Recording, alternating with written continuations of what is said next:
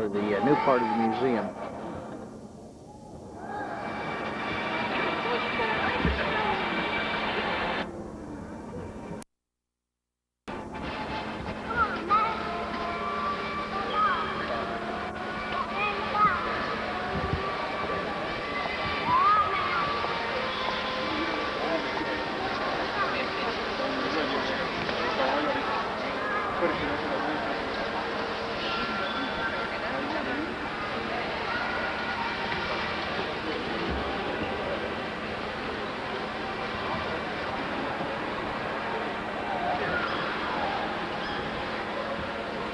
To those B-17s. Okay, we're looking now at a 94 with the pods and the pods on the wing, used from the late 40s to 1959. F-94 Starfire.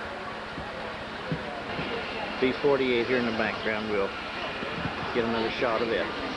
We're looking under the wing now of a B-52. Pan on around here. That's the rear tandem landing gear.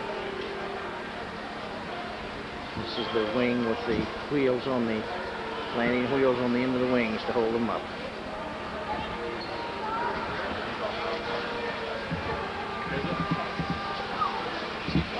An F-106, the Delta Dart. See the pointed nose on the front of it. There's no way it can get a clear shot of these. But this is the F-106. Lockheed YF-12A. This is a prototype. It later was redesigned and remodified and was the one that the SR-70 was developed from. And although this looks like the 70, it's not. It's an experimental Lockheed YF-12A. F-104 Starfighter. And again, it was operational in the 50s, became obsolete with the later airplanes, the F-104. This is a B-47. I think I said earlier it was a B-48, but it's a B-47.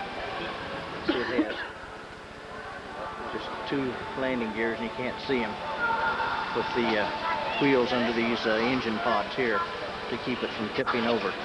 But on this front wheel, there's another one like it toward the midsection of the airplane. And these side wheels kept it from skidding down the runway on a wing. B-47. D was originally the Corsair, Corsair 2 of the Navy that was adapted by the Air Force. Used in close tactical support. RF-101, the Voodoo. These planes set several early speed records from Los Angeles to New York and return in the 50s, early 50s. This is the Voodoo. So the camera portion in front from the nose, yeah. Window. Okay, yeah. Joe was just showing me here this black section on the nose. It's a reconnaissance plane. These were flown over Cuba during the missile crisis and photographed the dismantling of the Cuban missiles. But it was in this nose cone here where the cameras are located. So it's strictly a reconnaissance phototype airplane. Is a T-37. This is one of the first training planes that a pilot will fly in. Carries the trainee and an instructor, and they sit in tandem side by side. They call it the Tweet. T-37. That's what? Tweet. Because Tweet. yeah, the engines go. No power, huh? Just all. Not at all. B-58 bomber. It's called the B-58 Hustler. It was operational during the 1960s. Had the Wasp, double Wasp fuselage here. That lower tank contained fuel, and also it could be used for carrying bombs. This plane had a cruising speed of 610 miles an hour. but it had a top speed of over 1,300 mile an hour, which put it in the supersonic speed range. But this is the B-58 Hustler, the first supersonic bomber, X-24B. And in 1972, this plane was redesigned from an X-24A, give it twice the lifting service, but it's wingless. And they carried this airplane to 43,000 feet, 45,000 feet on a B-52 and dropped it, fired its engines, and then landed it as a test to see that a winged aircraft could fly. This evidently was some of the forerunners of the manned space capsules and things in which they had no wings but learned to fly. The Martin X-24B, wingless airplane. At the X-15A-2, and it says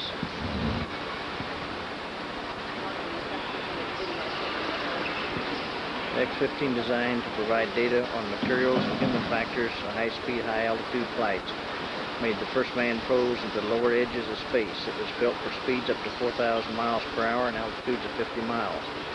These goals were exceeded on numerous occasions.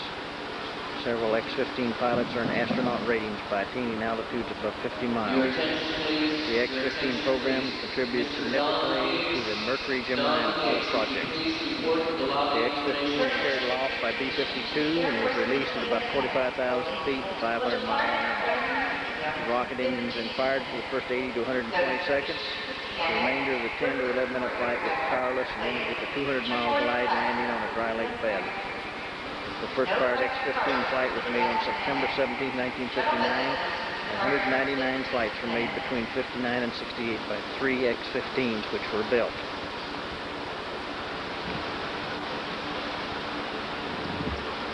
X-15 rocket plane. Again, we're looking at this weird-looking airplane. There were only 2 of them built. It was called the XB-70. It's set outside. I've got earlier pictures of it. They've moved it inside now, and it's sitting here. But this is the only one remaining of the 2 that were built. They flew. They were operational in the 1960s. Section looking at the landing gears on a B-47 with the stabilizing wheels on the engine pods. B-47, again built in the 50s to replace the B-26. Just sitting under the tail end of a B-52. You can see the difference in the sizes. B-57, the tail section of a B-52. It's been restored now, as it was in the late 60s, in which the Thunderbirds flew this as one of their precision flying teams. This airplane has performed in every state in the Union, plus most of the South American and Caribbean countries. But an F-100 Saberjet replacing the F-86, the first airplane capable of flying faster than the speed of sound at level flight. An F-89J Scorpion. And this was the first airplane, first jet fighter built in 1948, along in that year, that was equipped to carry nuclear armament. The F-89 Scorpion. Up here is just a Cessna twin engine that's been used. Here's just another propeller airplane. It's called the U-10D Super Courier for reconnaissance.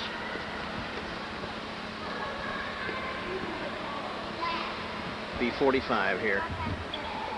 I guess the 45 designation means it was developed in 1945, toward the end of World War II. It was the first operational 4-engine jet bomber that was in the United States Air Force's arsenal, the B-45. Developed 1944, operational 1947. Uber jet.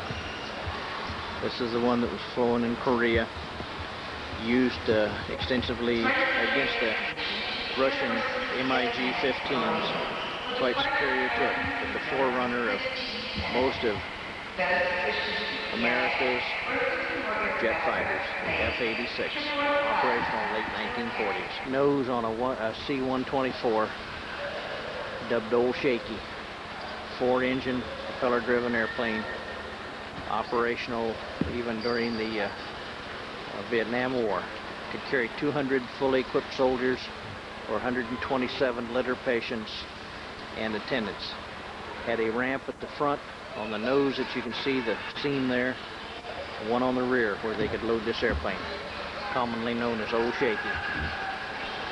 Unibird, the C-47, which is the military version of the DC-3.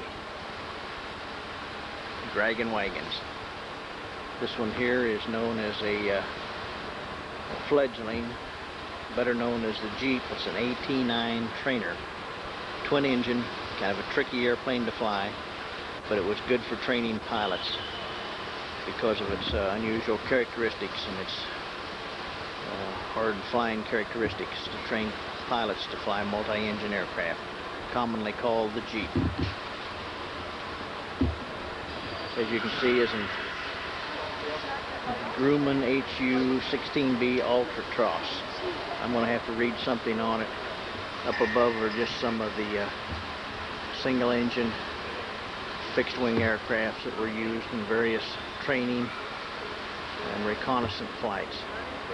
This is known as a Grumman HU-168 Ultratross, and I'll read something on it here in just a minute. HU-16B Ultratross. It's an amphibian, could land on land, could land on water, could be equipped with skis to land in snow and ice. A rescue airplane, formerly a Navy airplane adapted to Air Force use during the Korean War, particularly for air-sea rescue operations. And if I can back off here far enough, it resembles a C-47 or a DC-3 in some respects.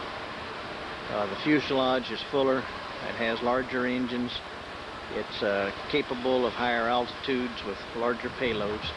It was used primarily, and its most fame was flying the hump into Burma during World War II. It was a very unique airplane, but it required a lot of service, and a good many of these were lost. It was not nearly as dependable as was the C-47 or the DC-3, but yet it had a larger pay load, and better than 3,000 of these were produced and used during World War II. C-46 and the Catalina. Primarily it was a Navy amphibious airplane, and although several hundred of these were built primarily for the Navy, several of these were transferred to the Air Force or the Air Corps during World War II to be used in rescue missions of downed pilots. But this is the AO-10, and about 300 of the 3,000, I think, were transferred to the Air Corps rescue. Here's a rescue helicopter sitting under the wing. Here's another one up above. I'll get some later data on these. Korrie YH-5A helicopter, or later designated as the R-5, famous during the Korean War. These were actually developed in 1943. They were ordered by the Air Force in 1944 and received in 1945. But it was in the Korean War that these were primarily used for rescue. They could lower ropes to stranded pilots, or they could carry 2 injured servicemen on litters on the outside. You can see the bar extending between the front and the rear wheel, and the one on the side, they'd lasso to the side to fly out 2 wounded soldiers. Sikorsky R-5 helicopters, vintage 43 to the Korean War. Hanneman H-3B Husky helicopter, developed in the late 1950s, operational in 58-59, used extensively in Vietnam for rescue work. The Husky helicopter. Okay, that's about the end of it. We'll pan this in for the museum again. This is the new one. Of course, we're looking at the back now of the C-124. DC-3, the Flying Jeep Trainer, the C-46s. Okay, we're going to see if we can find Joe here and be on our way home, maybe. The attack airplane designated the Douglas A-20G Havoc. The solid nose with the guns in the turret. It was an attack bomber used extensively during World War II, and almost 7,000 of these A-20s were built and used for the Army Air Corps. Most of these planes in here now that we've been seeing are post-World War II vintage. There are a few that were from the World War II, such as the C-47s, the 46s, and this A-20. Some of these reconnaissance. But they kind of transcend the time from World War II until the Korean and Vietnam era. But most are jets or late model propeller driven airplanes. Okay, we'll close here for now and we'll go home. A-36A. This is an attack bomber. It was used quite extensively in World War II. It was later replaced by the P-47s and the P-51s because of their better ability to maneuver and low-level strafing at higher speeds. And so this is the A-36A attack airplane, a fighter bomber, used during World War II, developed in the late 19th. Board here, it's called U.S. Air Force Humor, and in it they have one here, if I can get this in. And let's see if we can get it, because there's a spelling error here. Okay, here it comes now. It says, this bee-whiskered tribute to America's air arm is familiar to many as a poster captioned, "Sleep well tonight. Your Air Force, Reserve, etc. is awake." Few know that the individual in uniform was really an actor, Patrick Cranshaw, with Mary Martin's radio show of South Pacific, and was much younger than his appearance would, W-O-O-D, indicate. So this is what he wanted to get at, was the misspelling here, would, W-O-O-D, indicate. He was photographed in the early 1960s at the Officers Club at Carswell Air Force Base, Texas, while wearing the flight suit of the commander of the SAC 43rd Bomb Wing, the first such unit equipped with the B-58 Hustler supersonic bomber. The unit's commander was Colonel James K. Johnson, a jet fighter ace of the Korean conflict. Photo donated by Colonel Richard C. Doom, U.S. retired, Canyon County, California. But it's quite a picture. You get a little glare on it, but it looks like the pilot is sans teeth, and the misspelling is what Joe wanted to bring you to. His appearance would, W-O-O-D, indicate. Sleep well. The Air Force is on the job. What a plane. B-52.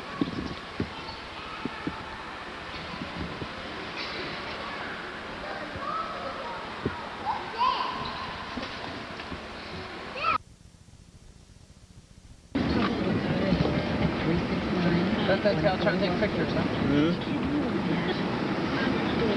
Here's from Missouri, I wonder if you know him.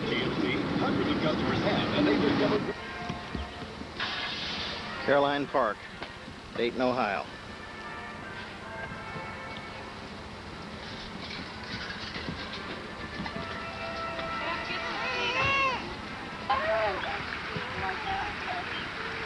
Locust Grove School. This is the... There's my dad. Old Pat, people are looking at him now. Okay. All right. I was raised in Iowa. I used to go to a school something like this.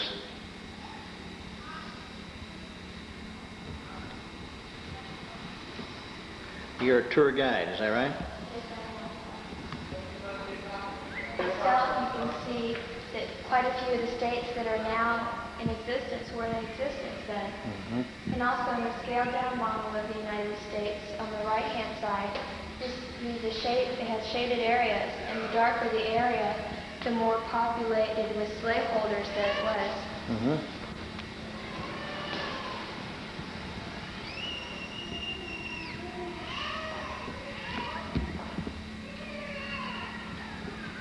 I don't believe they had that electric fan in 1892, did they? No, they did not.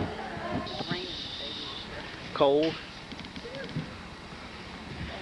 Caroline Park owes its existence to the generosity of Colonel and Mrs. Edward A. Deeds. The Caroline, built of granite, steel, and limestone, reaches skyward for an impressive 151 feet. The gift of Mrs. Deeds, it was dedicated on August 23, 1942. Following completion of the Caroline, Colonel Deeds provided for the creation of the Park Museum containing exhibits relating to Dayton and the development of transportation. The 65-acre park is administered by the Educational Musical Arts Incorporated subsidiary of Dayton Foundation. Tavern built 1796. You're right. For George Newcomb. It was the first permanent building in Dayton.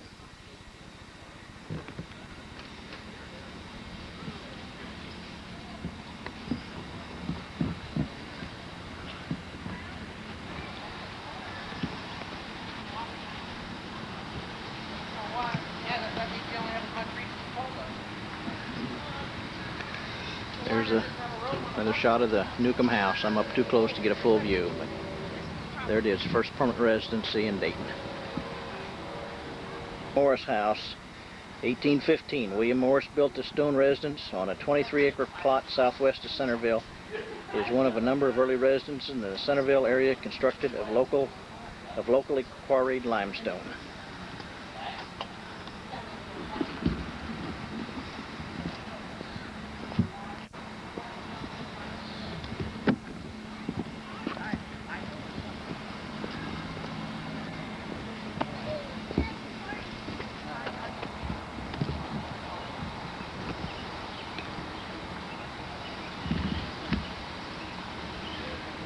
I'm going to take a panoramic shot here now of the park. This is Memorial Day. They've had a concert going on here, so there's a large number of people. Very beautiful, a lot of cottonwood trees. Parking area. We'll catch the rest of it here in a few minutes. Deeds Barn replica. Deeds Barn stood behind Colonel Edward A. Deeds' Central Avenue home in Dayton. There from 1908 to 1912, a group of young engineers and inventors headed by Deeds and Charles F. Kettering developed the modern automobile starter and ignition system. Named the Barn Gang, the group became the nucleus of Dayton Engineering Laboratories, Delco. The original barn, now located at Maureen Circle South, is part of the Kettering Maureen Museum.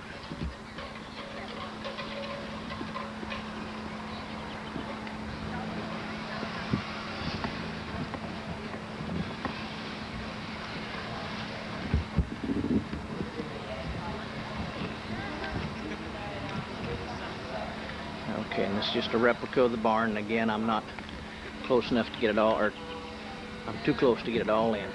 The Deeds Barn.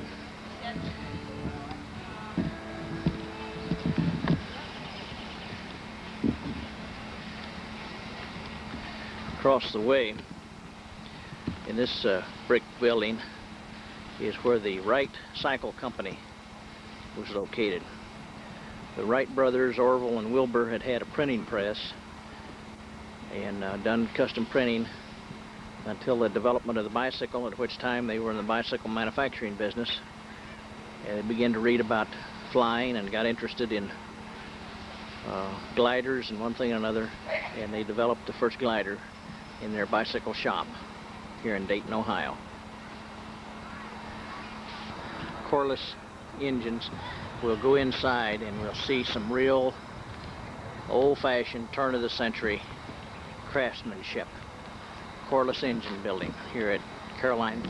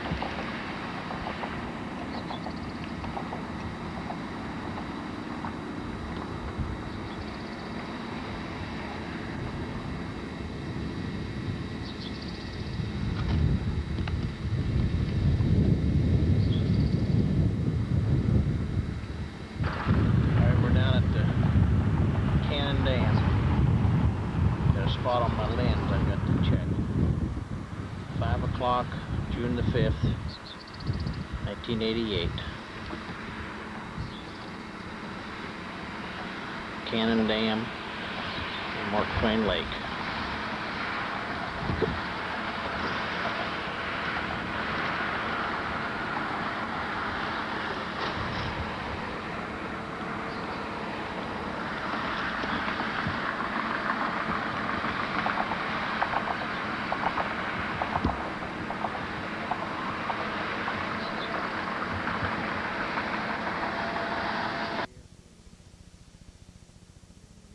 Got the right amount pumped. If you wanted 5 gallons, it would drain into your car. I hope the coloring shows up here. There's the oil cart. You could buy different grades of motor oil. They simply pumped it into a container, poured it into the car's engine.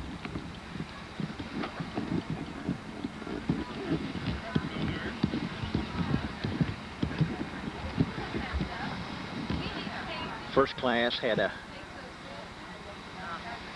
hoist on it where you could drive your car under. They could get under the car to pull the drain plugs and change the oil. Old stations. And I can remember the DX station in Blacksburg, Iowa, right after and during and after the Second World War, where they had these old type pumps here. And I can remember they'd let me and Jerry pump the gas in and run it into our granddad's car. Sun Oil. Here's another one of the buildings. Courier, Stoddard, Dayton. Says the Dayton Sales Company.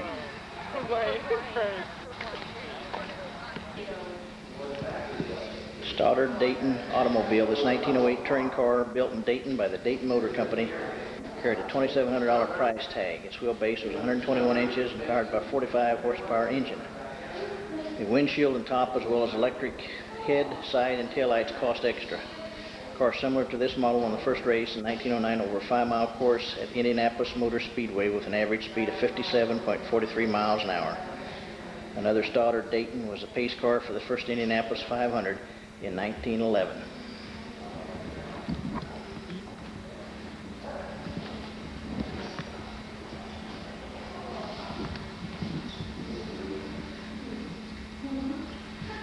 Quite a machine.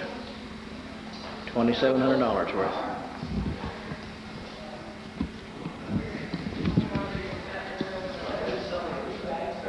There's some of their advertising. That's the windshield and the top folded down.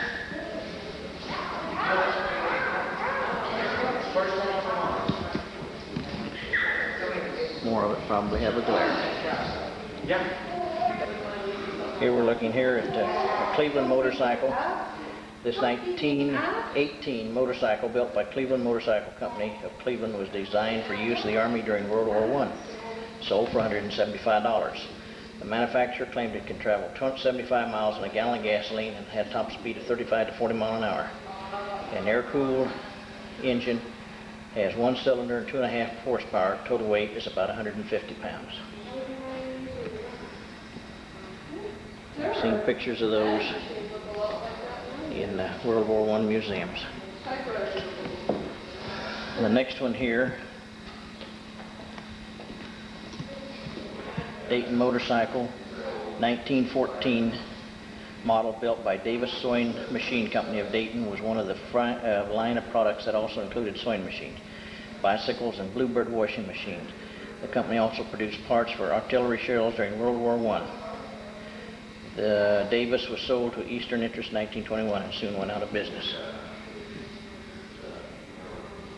That's the Dayton motorcycle.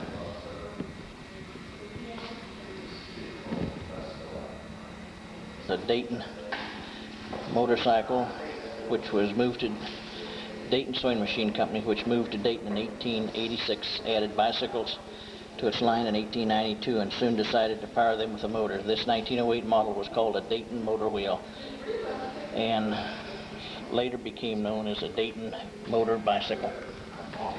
Quite unusual.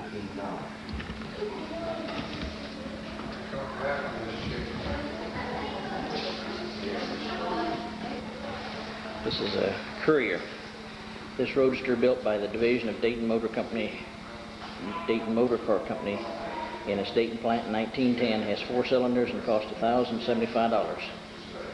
Has a wheelbase of 100 inches and featured a rumble seat, which was known early in automobile years as a mother-in-law seat. Dayton Courier.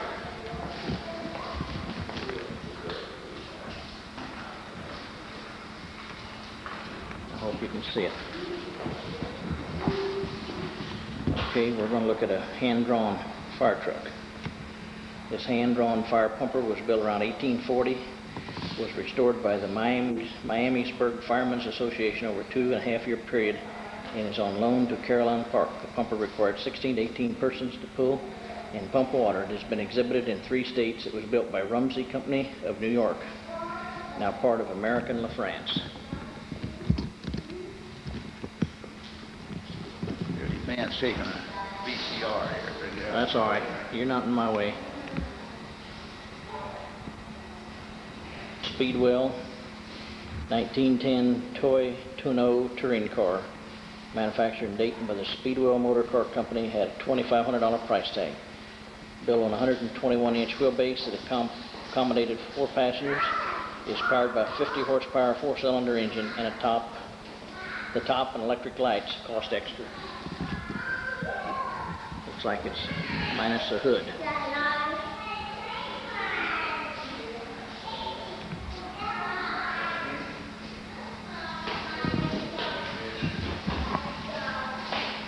We're going to look now. It says this is the first production model of a Chevrolet S10 truck, and it was donated to Caroline Park in 1982 by Shook Incorporated, general contractor for conversion of the former Frigidaire plants into General Motors truck assembly. The Dayton contractor purchased this truck from Chevrolet in 1981.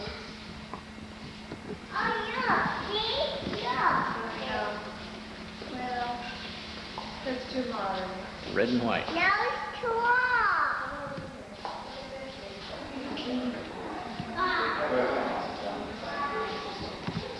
This is the Xenia cycle car. Was built in Xenia in 1914 by the Xenia Cycle Car Company.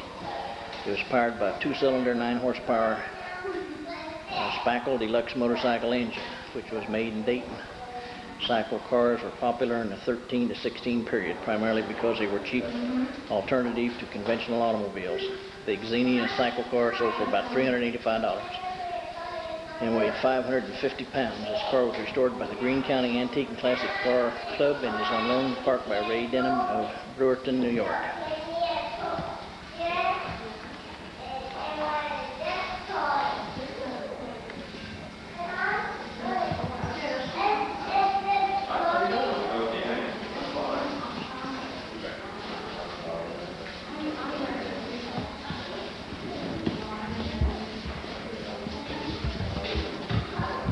Let's see if we can get this. Maxwell, 1923 sports touring car company, 5 passengers. This Maxwell Motor Car Company has 4-cylinder, and advertisements claim the car will get 25 miles per gallon, rate speeds up to 58 miles an hour. The Maxwell gained recognition in later years as the make of car owned by the late Jack Benny, TV and radio star. The 1923 sale price was $885. The bodies of this Maxwell and other Maxwell cars of its area were made in Dayton.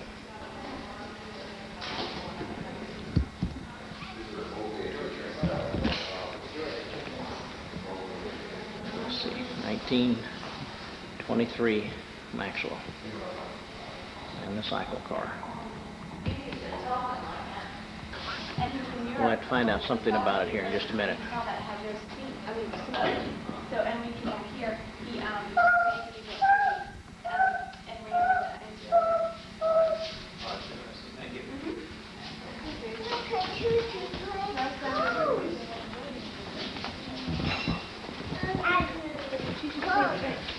Tell me about your locomotive. Okay, well, it wasn't fireless because it was run on steam. It was like a big thermos bottle that was just filled with steam, and it would run 3 to 4 hours on 1 shot of steam. And it was used in the NCR yard, and it was built by John Patterson, and he was just a fanatic on cleanliness. And he once was in Europe, and he saw one of these, and it had no smoke, and he just thought that was great, and came back over here, and built 3 of them and used them. They were just working engines in the NCR yard. In the NCR yards. Okay. Yeah. And run just strictly on steam. There's no boiler to Right. it. Mm-hmm. Okay.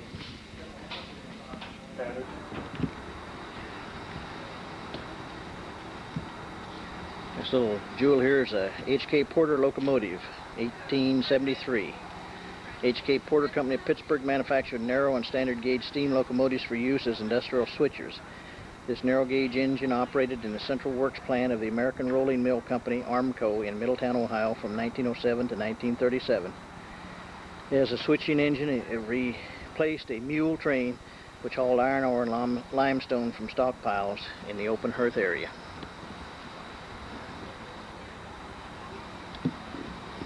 Here it is again, H.K. Porter, narrow gauge steam engine. Station, 1984. Built by the Baltimore and Ohio Railroad, this Bowling Green Railroad station at one time served 14 daily passenger trains.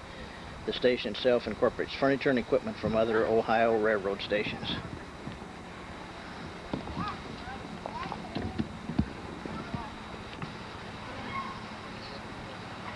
Some railroad cars and another engine sitting here. Now we'll go inside the station here. There's the baggage cart sitting in front. Mike.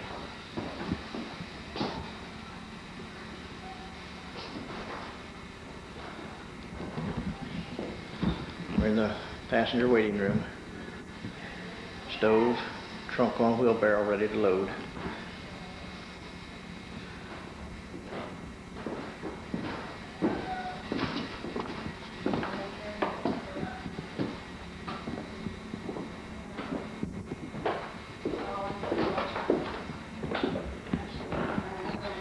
A one-man hand car.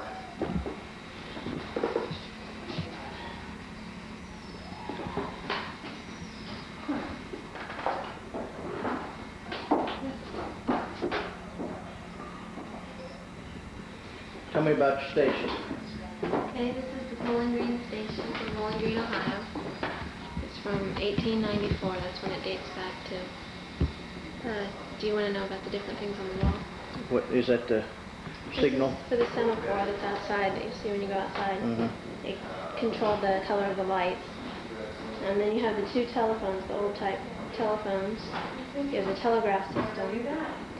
This little box with a crank on it connected to those bells signaled when the next train was coming. This is the desk where the station master sat. And here's the safe with the money in it. He mainly worked in this section of it. You have the date nails over there on the wall that tell when a certain track was put in. They put a date nail and they know which year. Which year? Is that right? Right. It has a, it was according to 1800s. So there's a one-man section car there. Pump the thing down the track. Okay. Very interesting. All right, thank you. How about these railroad cars? A little station along siding somewhere. We're going to go through now an old passenger car. I'm looking into the sun. And let's see. There it is. We're going to walk through it. Here's an old caboose over here we'll look at and just see what we can find.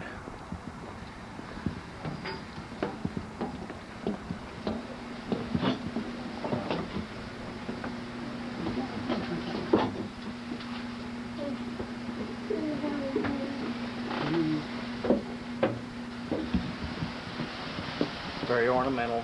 I hope you can get a picture of these lights that hang in this passenger car. Maybe I can get a date on it. Very lovely.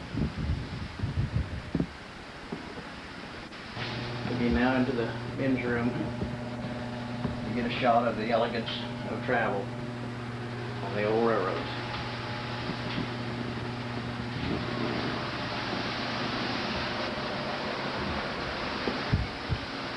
Tell me about your car here. Okay. Well, it's a Barney and Smith car built in Dayton, Ohio. And this Barney and Smith company was the major competition of Pullman car company.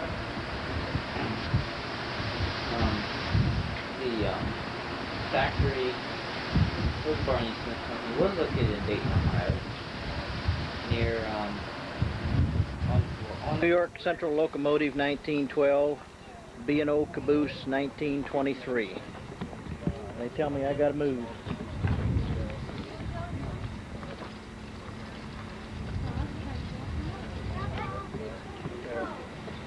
Jackson, this one went all the way down the state.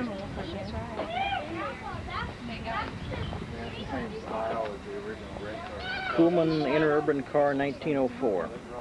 During the first quarter of the 20th century, interurban rail systems connected virtually every Ohio city and town. Indeed, Ohio had more miles of interurban track than any other state. Interurban cars were large cross-country versions of the familiar city trolley. Drawing powder from overhead wires, these cars provided convenient passenger and freight service before automobiles and trucks come into common use. This car, built in Cleveland by the G.C. Kuhlman Car Company, operated until 1931. Is car number 2 on the Toledo, Fort Clinton, and Lakeside Railroads.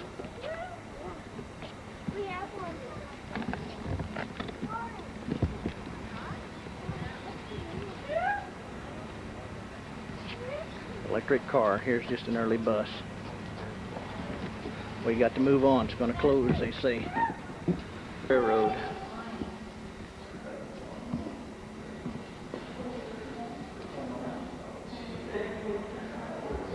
Old streetcar. Evidently used here in Dayton.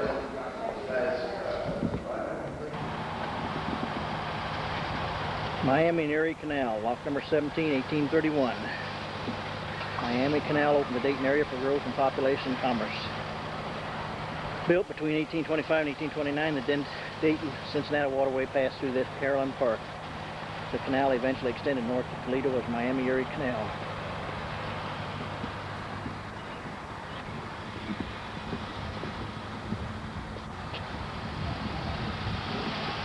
This is where it originally stood, here in Caroline Park, down along the river. We're looking now at a covered bridge. We'll go on down to it. Just a long shot showing the old bus, the old interurban, the old locomotive, caboose, and passenger car, and the station. 1870. Early wooden bridges often covered to protect them from the weather. Most were built by professional builders, men skilled in the construction of intricate wood framing systems needed to support the spans. Robert W. Smith of the Smith Bridge Company built this bridge on Feedwire Road across Little Sugar Creek in Greene County, Ohio. It utilizes a series of long tubular frames known as the Warren Truss System.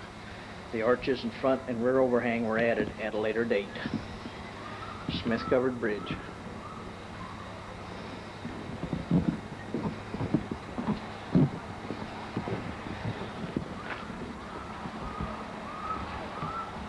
See the truss work here now that's done to hold the bridge up.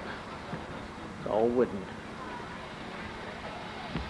Quite similar to the bridge south of Paris, Missouri. Only not nearly as long. It's only about 25 feet long. And here's another railroad station. I've only got a few minutes here before the park closes. Here's another station, says South Station. We're going to go on down toward the Wright Brothers Bicycle Shop before we get going out of the park here. The Smith Covered Bridge here in the shade.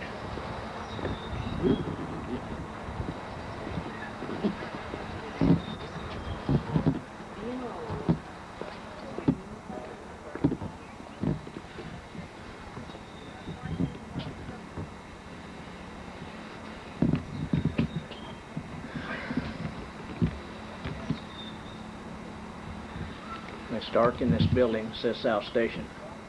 B&O number 1, 1835, the John Quincy Adams. B&O number 1 is the oldest original Baltimore, Ohio locomotive in existence. Completed in July of 1835, it steamed into Washington, D.C. a month later, one of the first trains to enter the nation's capital. Phoebus Davis designed the grasshopper-type locomotive for a competition sponsored by the B&O. The nickname derives its insect-like appearance and its up and down motion of its driving rods. The B&O number 1 remained in service until 1892. Colonel Deeds had the engine restored and brought to Dayton as one of the first exhibits at Caroline Park. The old John Quincy Adams Grasshopper engine. 1835. Railroading. Yeah. Is that right? Well, we might have to spend the night. I know I'm not going to be done. Uh-huh. Come back tomorrow. Well, I'm going to be in Missouri tomorrow. Is that right? I hope. Oh, it's walking front of right there. You don't mind. It adds realism to it. Put the hand on the wind. As long as we're not on the foot swap is one of them, right? Get up off the ground. So why?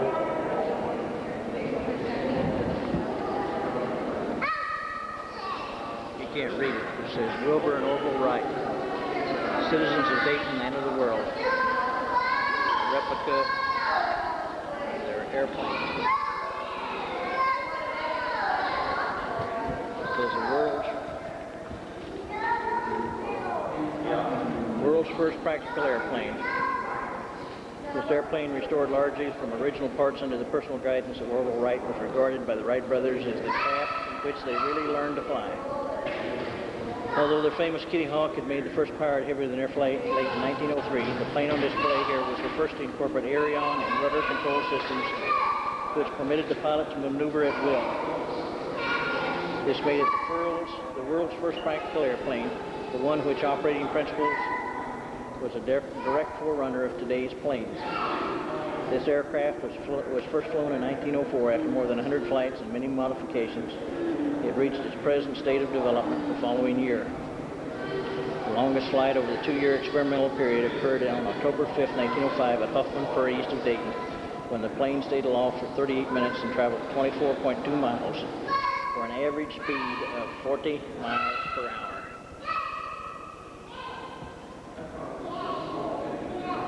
Okay, we got to run. That's their store, the Wright Cycle Company. Here was a bicycle they developed to test wind for their experiments in flying. I don't know what that is, but it surely is something. Our Hone Company press. Press, okay. And this is the bicycle shop. Here's Wilbur. Y'all making fun of me now. This is where Wilbur got his first hemorrhoid. Is that right? We're looking through glass in case you get a reflection. Well, look at that fancy one back there. I used to have a bike that had that tank on it with the horn and the buttons. Terrific glare. Down in the wagon shed, there's a carriage that was dedicated to the park. Oh, I see. Okay. Which one is the wagon shed? It's buried in. Oh, okay.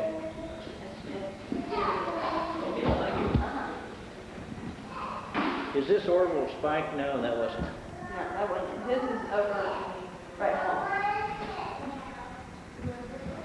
Is this place closed at 6 o'clock? Is that right? Yeah, the front gates are now being closed, and the back gates close at 6. So you're telling me to go home? Everybody's telling me to go home.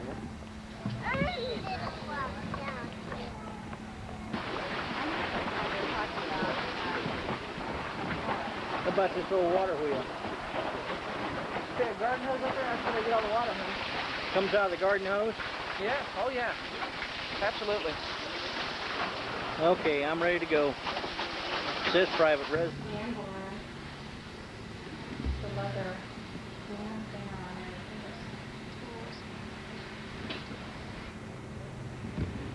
it. Replica of an early blacksmith shop. Conestoga wagon. Ooh, look at that fire engine. Ain't that something? Here's a Concorde coach. Could you keep this place open a little longer so I can finish up? Y'all want to go home, I guess, huh?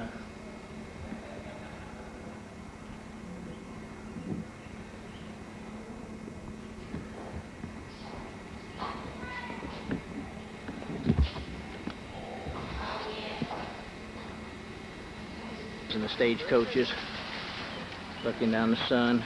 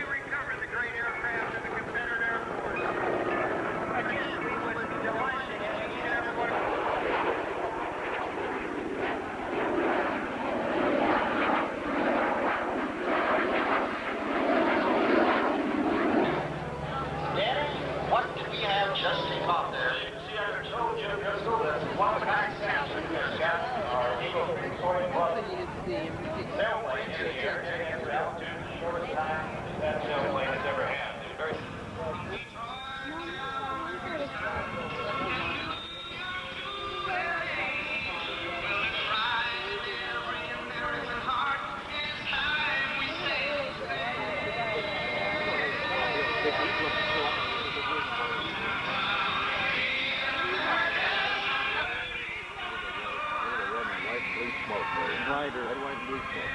Three flags. And then I would drink.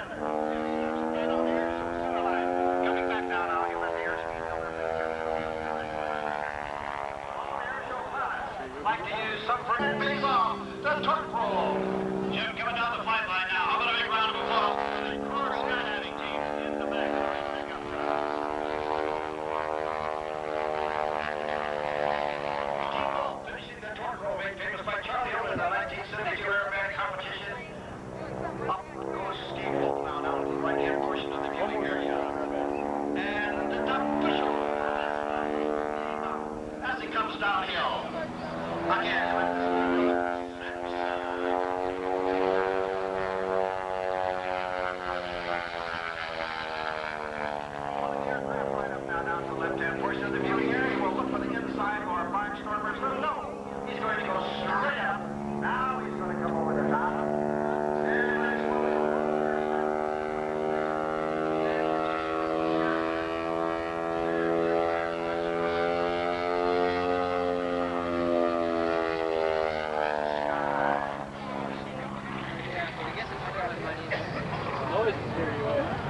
Into work in plain clothes, and then he gets there, he changes with the military does off. He never leaves the Air Force base in military clothes.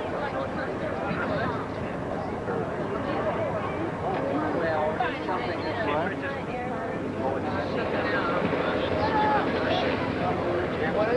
7,000 feet, salutes, the rolls, the wingovers, the hammerhead turn.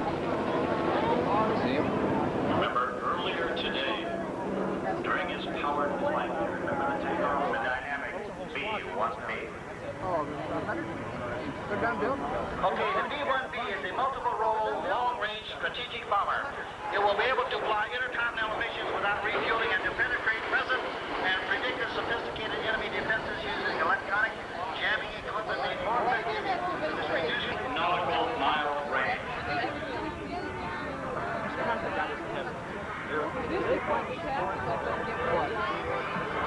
That's why they need all that avionics. Their initial mission was to fly low-level penetration.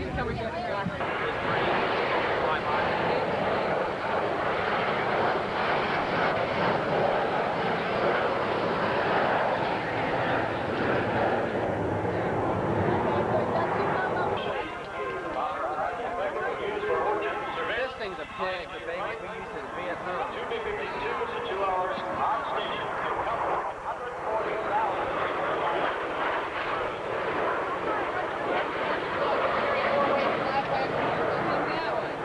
That one looks so much bigger. Oh, it too. They're on radar.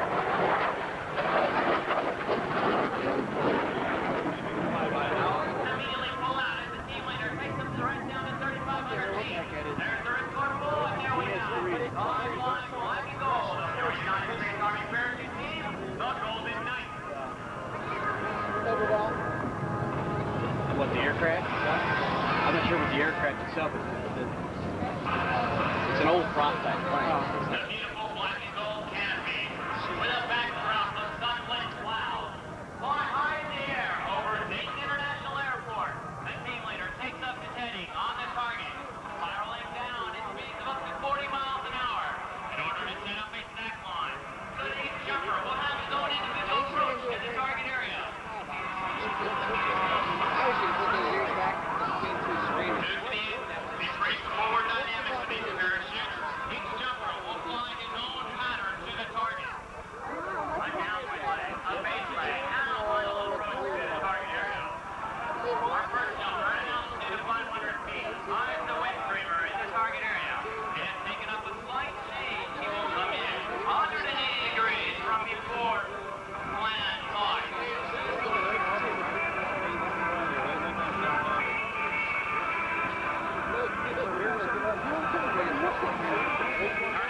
No, thank you.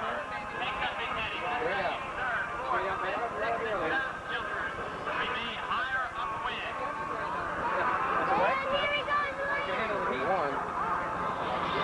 Let's watch for the flare of the first jumper. Here's the target for another target landing.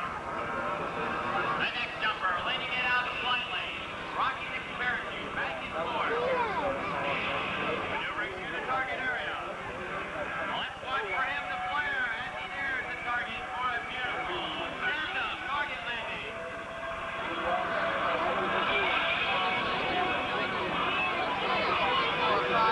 The rest of the jumpers line up on the target behind that wind scraper. And our last single jumper, maneuvering through the target, shutting it down for a beautiful target landing. You may notice one parachute apart from the triplane. That's our free fall photographer, Sergeant Chuck Roberts, taking video and still photographs of the triplane formation. The triplane is piloted by Staff Sergeant Ed Rivera from Silver City, New Mexico.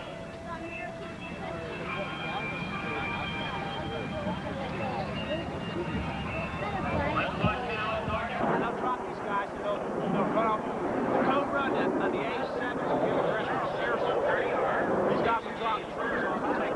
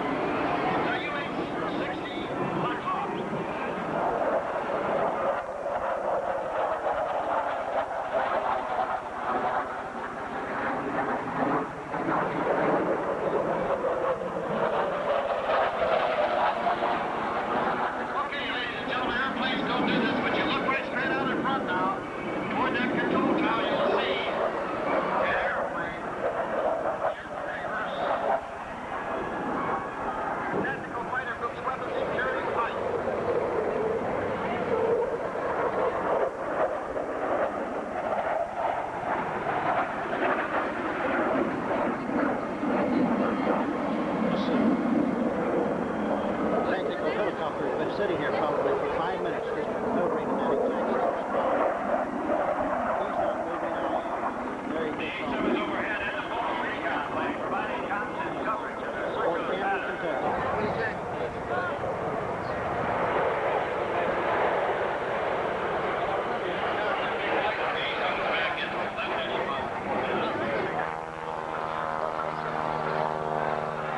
Now, the reason this airplane did so well for air show, air racing, and competition pilots is because for the size of the airplane was very light and very, very strong. It also had a larger than normal 300 horsepower national aerobatic shaft, providing you with this airplane was built in this area back in 1929. But with Bob Lyjak at the controls, he is and will be executing 1988 style aerobatic maneuvers. By the way, this airplane was also used by Robert E. Pilots as a racing airplane, reaching speeds way back in the late 20s and 30s, around 180 to 180 miles an hour. That's what was back in those days to win races. That was pushing 200 miles an hour. Here was 1929. Money was short. Pilots were out racing. 60-year-old airplane.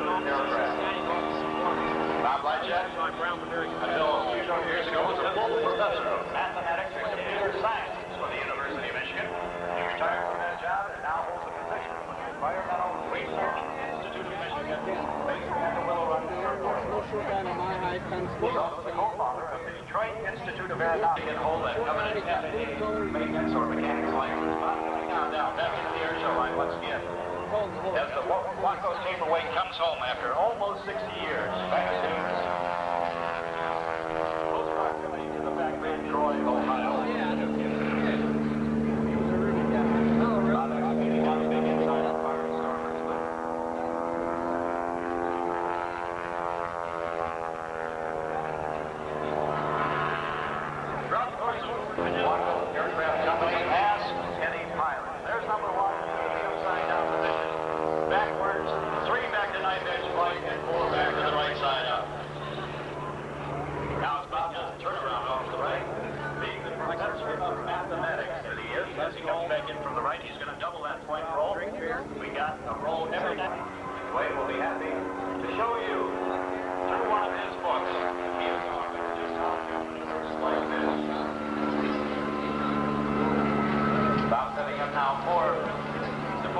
climb, back comes the power.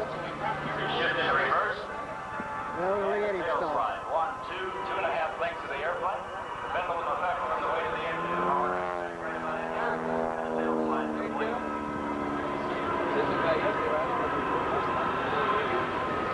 Yeah, I'm expecting a prize off like you looked at yet.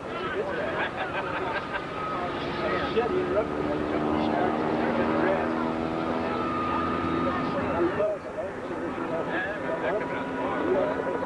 Coming back now, speed once again, looking for 155 to 160 miles an hour. There's a little bit more altitude. Bob brings the nose up right about in here and sets up for the Cobra roll. 1 and 2. Now they hold it into that roll. Everything okay? Maybe just a little quick wiggle there, Bob.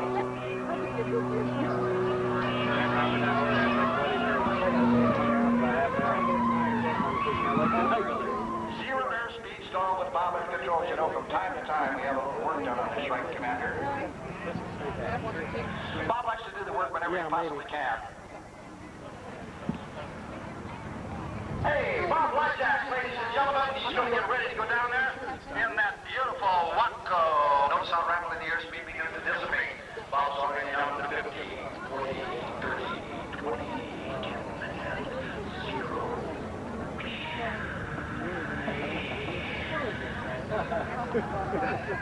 He also does big-time wrestling. Pilots, I want you to take a notice.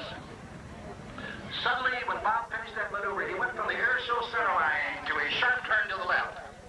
That's his safety measure, just in case he couldn't get the engines restarted on this right, Commander.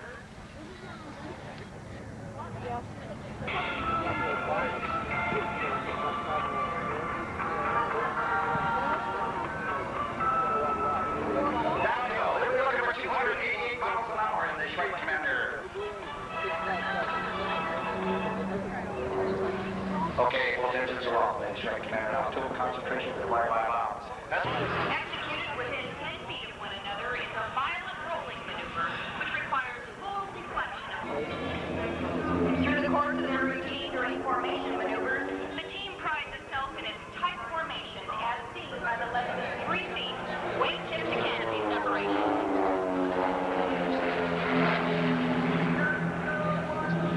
That's called precision, isn't it?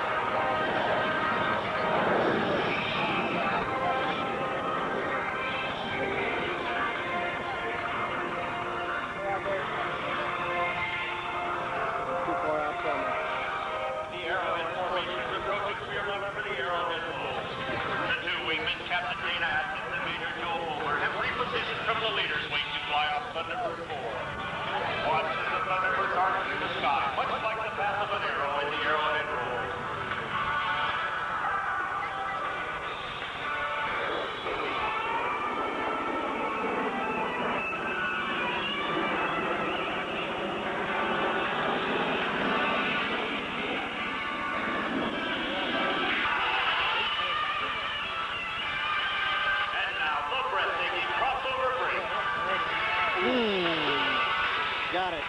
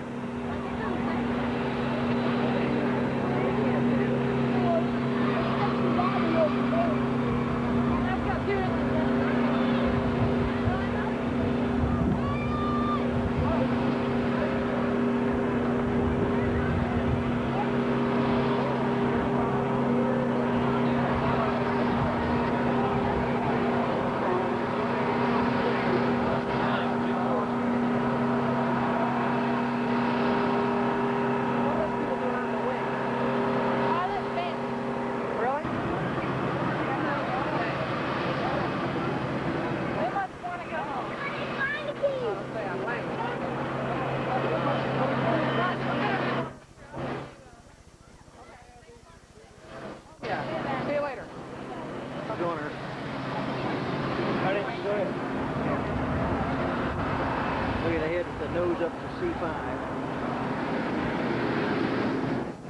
Some of the crowd. The air show's over. Look at the first C5 that did. Wow. Going up into the cockpit of this C-5A. C-5A, they're closing it down so we can't get on. Get the landing gear.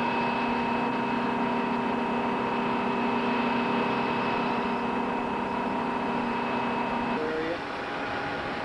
This C-5. They're closing it up. Running people out, including me. Think of it. Tanks, trucks, and men taking over the belly of this whale. Joe says it's going on the whale. Good. Some of the other airplanes and things sitting there.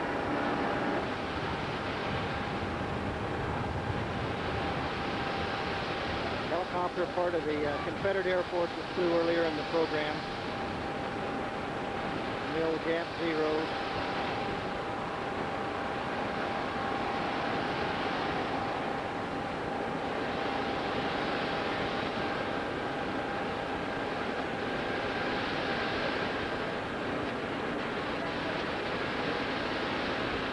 Over 200,000 people here. Winding down now, 5 o'clock, no time. I thought they were going to close this one up.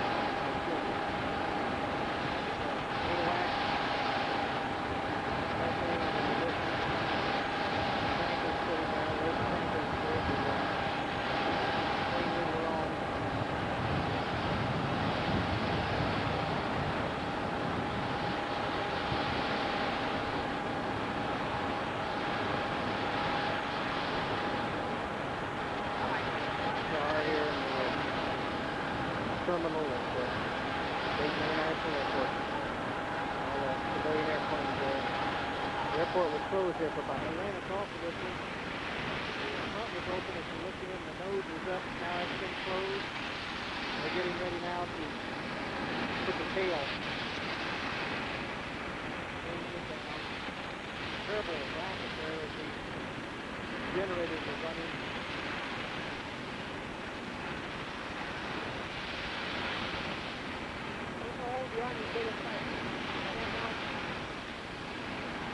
I think this is it.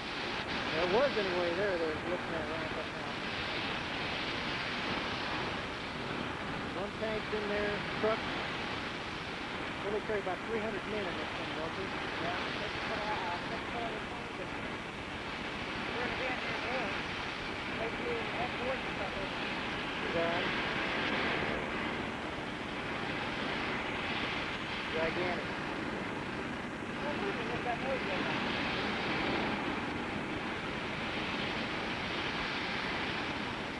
There it is. C-5A, I guess. I don't know what the designation is. See the different displays. They're closing down. They've been here all day. There's Airborne Express, Federal Express planes sitting there. More of your military transport. There in the background. Now we can't see them. The entrance to the Air Force Museum. It's just a long shot. Some of the missiles in the foreground, along with the American flag, and of course the building.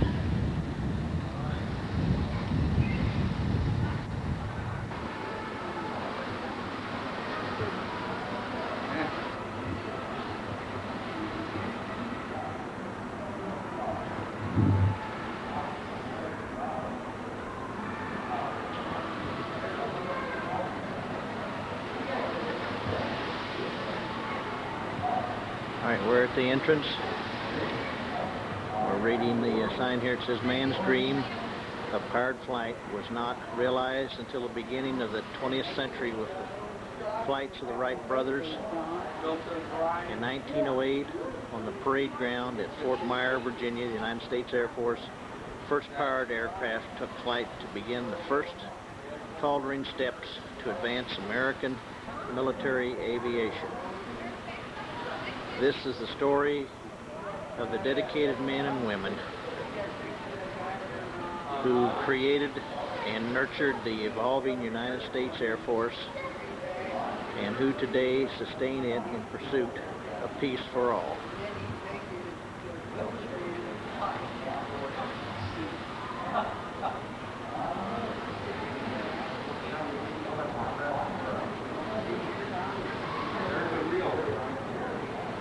The entrance as we begin the tour of the museum at Wright-Patterson Air Force. The mural at the beginning of the hall depicting the first flight of the original Wright Flyer in 1903.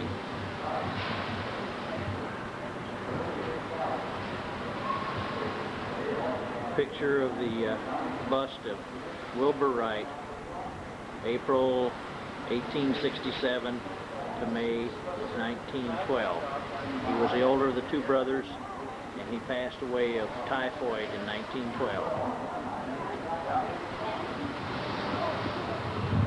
This is the bust of Orville Wright, born in August of 1871, lived until January of 1948.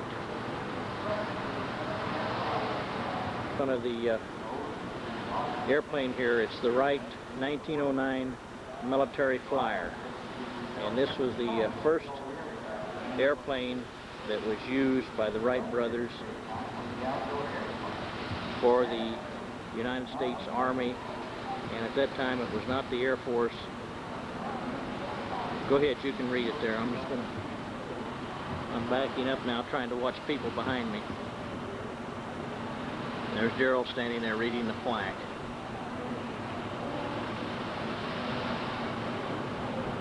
It's been donated.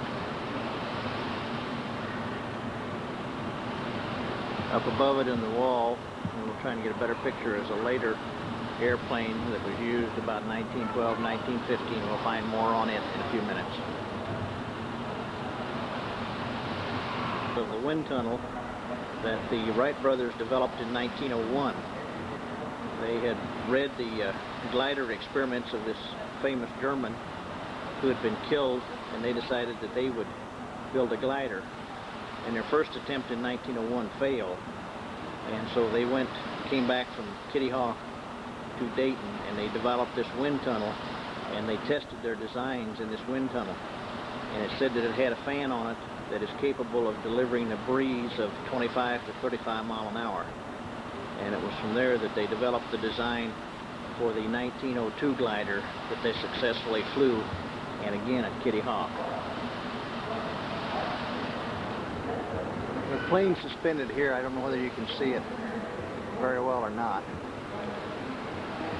is a 1909 monoplane. It's a Beloit is the name of it, and it was one of the more practical, and it was used by the Army as one of their trainers. Looking down now at this one, it's a 1911 model Curtiss, and again it was one of the tricycle landing. It was one of the first ones with a tricycle landing gear.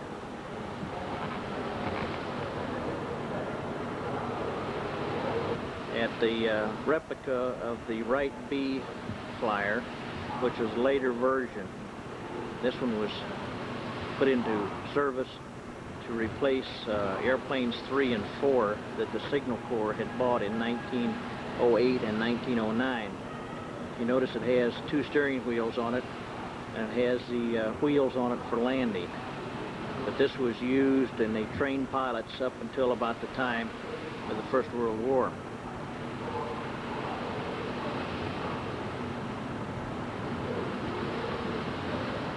We're looking now, suspended from the ceiling here, the standard J-1. This airplane was built by about 4 different airplane companies during World War I and was one of the mainstays of the Army Signal Corps during the First World War. 1,600 of these were actually built and were used in service and they had on order another 2,600. But when the armistice was signed, that order was canceled. And these airplanes were later improved, and they were known as a J-1 Junior and J-1H, or several different designations. But this was the original J-1 of World War I. There's a mural on the wall designating the First World War, and the doughboys on the ground, and the Signal Corps, as it was known then, the Army Signal Corps, coming in with their J-1s that we just saw in the support situation. The lighting is in here, but this is just a J-1 with the fabric from the wings and the fuselage taken off, and you can see that it's all wooden construction, both wings. The frame for the fuselage is all wooden construction, and it's held together, of course, by plates and screws, and also it's reinforced by guy wires on it.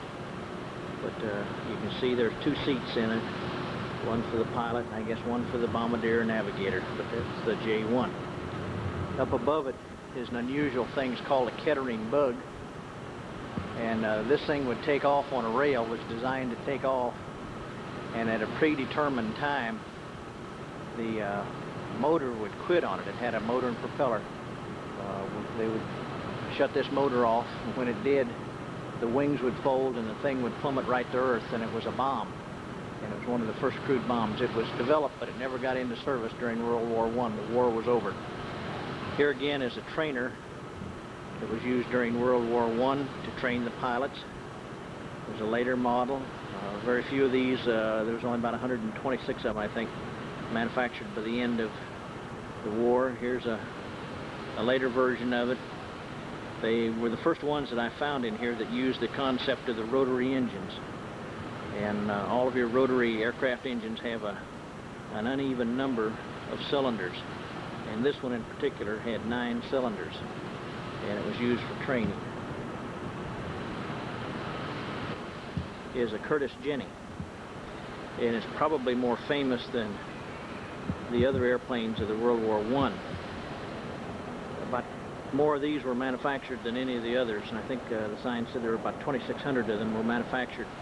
Many of them late in the war and never actually saw service, but they had mounted cannons on them. Some of them had bomb racks on them where they would carry a bombardier, and he would just pitch the bombs, I guess, overboard at a target. But after the war, many of them were, as I say, had never been used, and they were sold to the civilian population. And the old pilots modified these airplanes, and this was the mainstay of the barnstormers. You see the men that walked on the wings and had done the stunts, and they were souped up and modified Jennies. Most of them were JN, I think 7Ds or something was the number of the airplane. But this was the one that you normally see the barnstormers working in. This is the famous Sopwith Camel. It's the F-1 Camel. It was manufactured. The Royal British Air Force used it in the First World War. More of these airplanes were used than any other airplane. It was also the trickiest and the most dangerous to fly. More pilots lost their lives learning to fly this one, and after they had learned to fly, than any other airplane. But it was the best airplane. It was the best in the dogfights of the World War I with the Germans. Almost 6,000, between 5,000 and 6,000 of these were actually built and flown. But you can just imagine the Red Baron sitting in there as he scored again and got his ace for the day. This is the famous Sopwith Camel of World War I. The French-built Spade, probably the second most famous airplane of the Allied forces in World War I. It was built by the French. It's the Spade number 7. It was tested in 1916. It was so successful that it was put into immediate production and it appeared on the lines in early 1917. Almost 5,000 of these planes were built, and this airplane was actually flown in 1962 and again in 1967. It's an original, and the Allied forces of World War I mean the French, the British, and the Americans. And remember that some of the American Air Corps flew Camels, Sopwith Camels. Some of them flew this French-built Spade. They were interchangeable, and they had squadrons with each one. But there it is, a Spade 7, French-built, vintage 1916, 1917. Takes. This is a mannequin, and this is a World War I pilot in uniform, and you can see the helmet, the goggles, the close-cropped pants, and the jacket. And I'll take you over to another display, and I'll show you the wool leggings and the wool coats that they also wore, and also look at the boots. But there he is, your World War I Air Corps pilot. Try and see what happens here. But this is, again, part of the uniform that a World War I pilot would wear. This was a cold weather gear. And you can look at the sheepskin chaps, full chaps, leggings. We'd call them hip boots, I guess, today. But they were lambskin, and that they wore to keep warm in these open cockpit planes. Incidentally, this British-built Sopwith flew as high as 12,000 feet. And so you can imagine what temperatures would be at that altitude. And you can see the German markings above these two machine guns. A German by the name of Fokker, F-O-K-K-E-R, first developed a system of synchronizing machine guns so that they could fire through the arc of a propeller. And of course this gave the Germans, and he developed this in about 1915, gave the Germans a very distinct advantage, and hence he became very famous. And the name Fokker, and it's also an airplane, is known by everyone about the World War I. There were others that developed it, and they used a parabellum cartridge, it said, and I assume that the parabellum, I'm not exactly sure what it designates. Today it's 9mm, and it doesn't say whether these were 9mm. I imagine they were larger than that. They may have been 9mm, I'm not sure. But on the right you see some American machine guns. And if you're in Dayton, the Wright-Patterson Air Force Base is one of the largest Air Force bases in the nation. There were two separate airfields here years ago. One was used by the Wright brothers, and it was in Wright Field, and the other one had a different name. But in 1918 there was a young Air Corps lieutenant by the name of Frank Patterson who was testing a design to synchronize the firing of machine guns from airplanes, and the airplane crashed and he was killed, and the name of the airfield was changed, and it became known as Patterson Field. And later, when the Air Force took the facility over for their logistics and development, they combined the two fields, and it was named Wright-Patterson for the two fields in memory of these men. It's a very large airplane for this period of time. Its designation is a DWC, which stands for the Douglas World Cruiser. This airplane was developed in 1923 by the Douglas Corporation, and the Navy bought 4 of these originally. They were torpedo planes, and they were to cruise the oceans of the world to prevent sneak attacks. If it was a submarine or a ship, they could bomb from them. And in 1924, 4 of these were delivered. They were named the Boston, the Chicago, the New Orleans, and I believe the New York was the other one, and they were going to fly around the world and keep the water safe from sneak attacks. 2 of these airplanes crashed on the initial flight.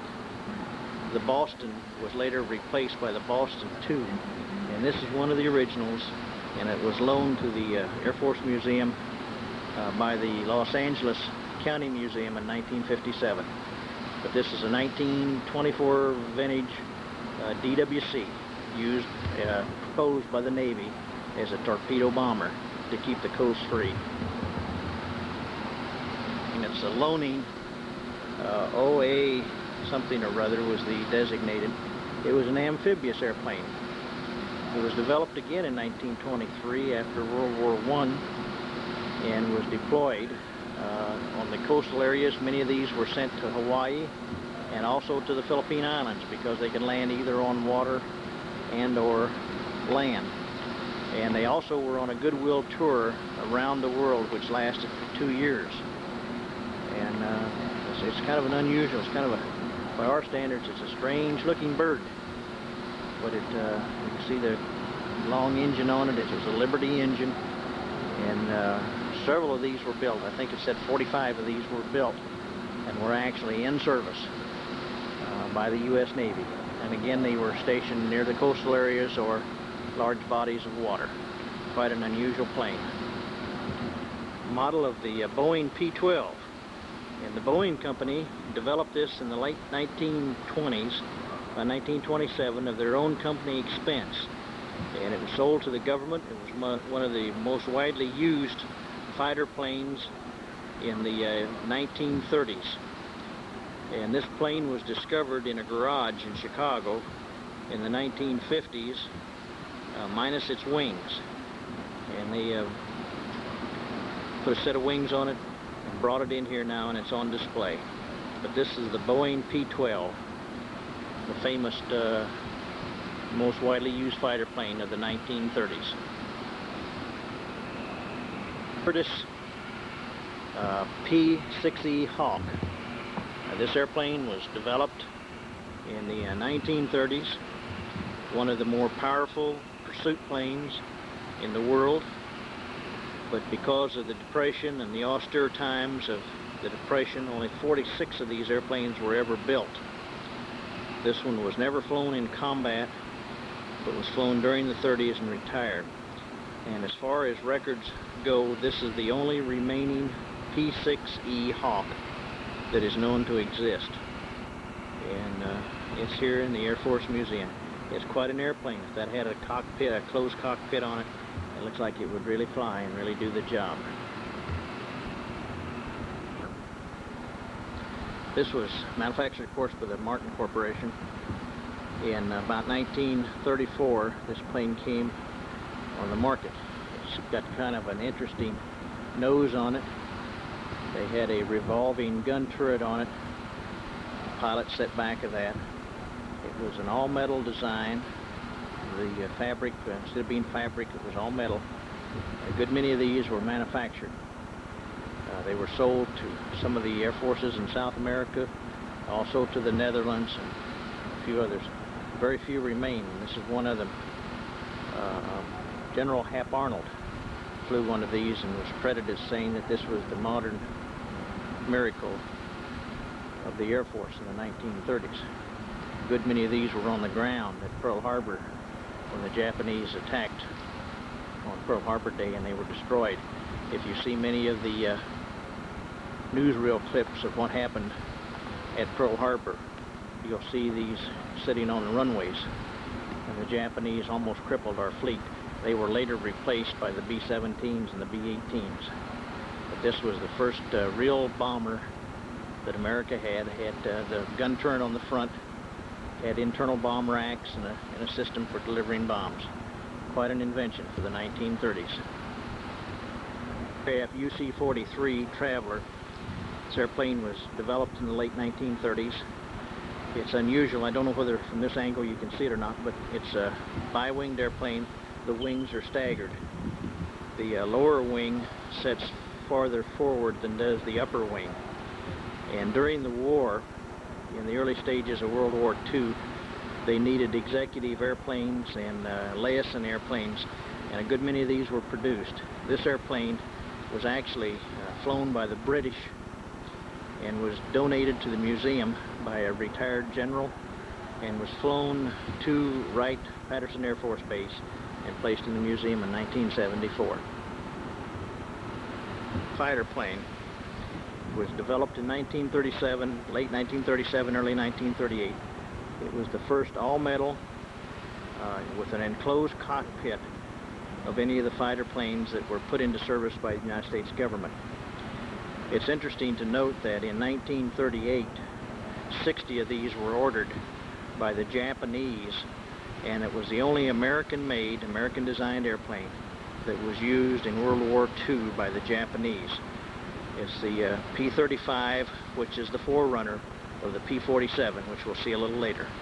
But it's amazing. It's in excellent condition, has a tri-blade propeller, the enclosed cockpit, developed in 1937 and 1938. Again, the airplane was developed in 1938. England and France had secured these airplanes in 1939 and used them in 1939 and 1940 against the Germans. But of course they were so badly obsolete compared to the Messerschmitt's 109s that a good many of them were shot down. They just were not capable of sustaining the war. The remaining ones were transferred, some of them to Hawaii and some of them to the Philippines.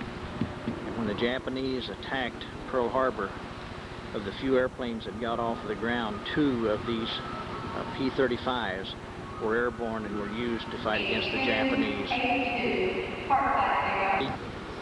As you viewed earlier, the P-36, this was the advanced version of the P-36, designated the P-40. Almost 18,000 of these airplanes were manufactured. A good many of the countries throughout the world flew them, and although the Germans had airplanes that would outmaneuver them, outclimb them, this airplane was known for its dependability and its ruggedness. And even though it was outclassed, it was a very serviceable airplane. But here again, this is the P-40, and you can see the tiger's shark's teeth in the front of the airplane. A good many of our pilots decorated the airplanes in various ways during World War II. Different angle. These P-40s were used in most of the theaters of war, and of course they were famous for the Flying Tigers. This is where this group got its start. The famous Flying Tigers flew these P-40s.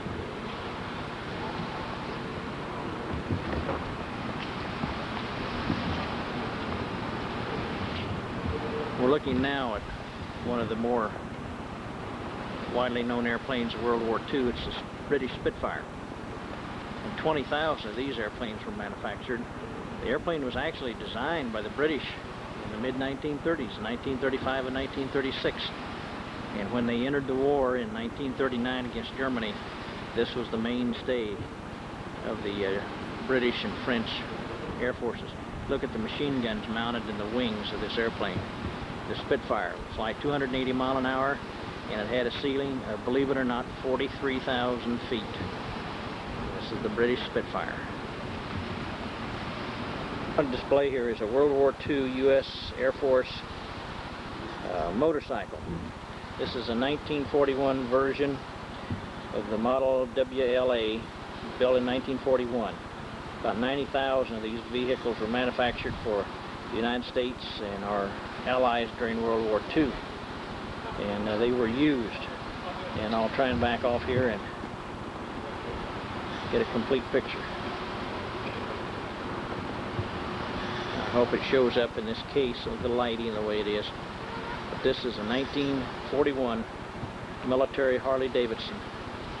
Notice the saddlebags and the gun scabbard there on the front fender of this motorcycle.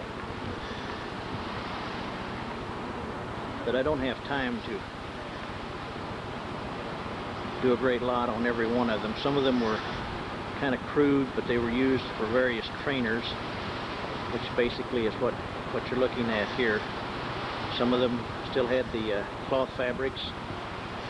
Some of them utilized all metal fabrics. They were all used. And in the background is a P-40. I'm going to turn around here now and show you the Link trainer that probably you're familiar with. This is a simulator.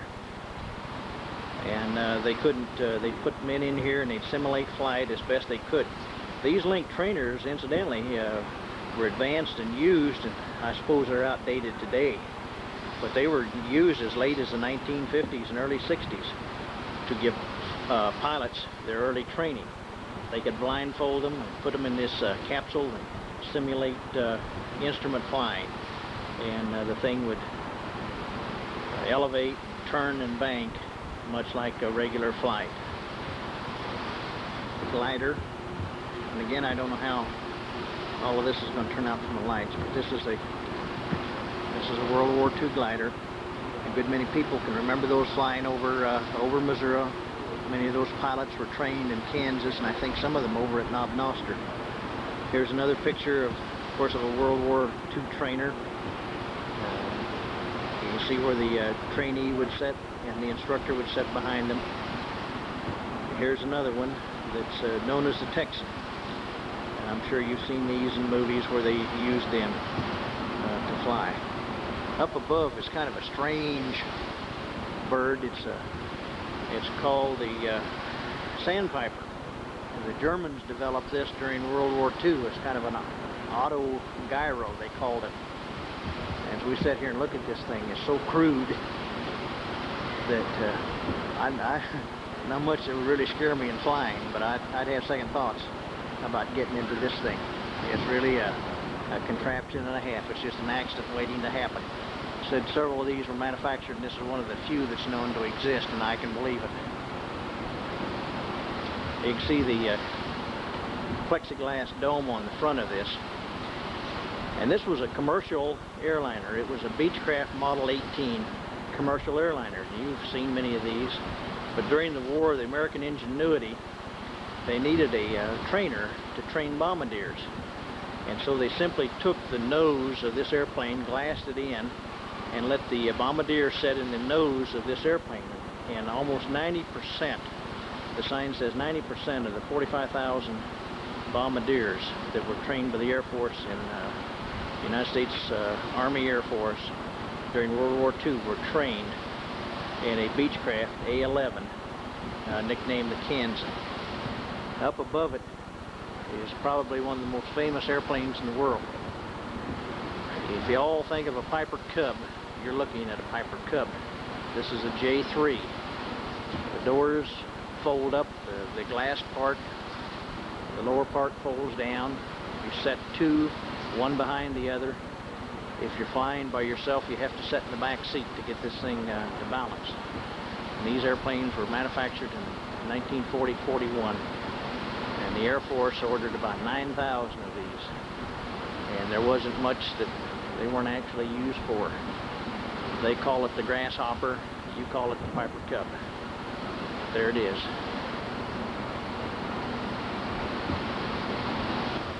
But this is one of the trainers, and they have a couple of mannequins in full uniform sitting in this cockpit of this airplane, and they allow you to walk up on a platform here and to look in. But you can see the two trainers as they're preparing for flight in this World War II vintage trainer. It's quite interesting how crude these airplanes actually were. 1904 Chinook glider. You've all heard of Chinook Field, a famous man by the name of Chinook, and he was an early pioneer. And this is a hang glider. They had to be in an area where they had enough wind that they could just jump off, I guess, and take this thing, because they just hung down below it by their arms or some method or harness. The Wright brothers had studied this famous German who was trying to develop a glider. And they took his aerodynamic, or whatever you call it, tables, and tried to incorporate it into their own design. And after they developed it here in Dayton, they had to have a place to fly it. Of course, a glider takes a constant wind. And the Wright brothers took the records of the United States Weather Bureau and scrutinized them, and they found out that Kitty Hawk, North Carolina, had a constant wind blowing from 25 to 35 knots. And so it was the closest area to Dayton, and they took the glider to Kitty Hawk. Not only was it a place that had this the winds, but it also was sand dunes and rolling hills. It didn't have a great lot of trees or other vegetation on it, which suited their needs. And so they took their first glider in 1901. It was not successful. they came back to Dayton and developed a wind tunnel, and you saw the reproduction of the Wright wind tunnel a little earlier. And they came up with a newer design which had the airfoil on the front and the rudder on the back. And in 1902, again, they went to Kitty Hawk, and they actually got this glider to fly. They came back to Dayton, and in the winter of 1902-1903, they motorized it, took it back to Kitty Hawk, and flew it successfully in the 1903. It was the first powered flight of man in history, and it was made in Kitty Hawk. That's the reason, even though they were from Dayton, did their manufacturing and their experiments here, they did not have sufficient wind velocity to test the gliders and have the facilities here, and so they took them to Kitty Hawk, North Carolina, and that's why the flights were made there. STA, a beautiful airplane, has a metal fuselage. It's a low mono-winged airplane, a dual cockpit, and this airplane was developed in 1939. It was used as a trainer, and a good many of the fighter pilots received their initial training in this Ryan. The Air Force had the Army Air Force had another number designated, but it was known as a Ryan STA, and it's really quite a sharp airplane. It was just a military version of a commercial airplane built by the Ryan Corporation, but it is really a fancy airplane. It's here in the one of the main hallways of the museum.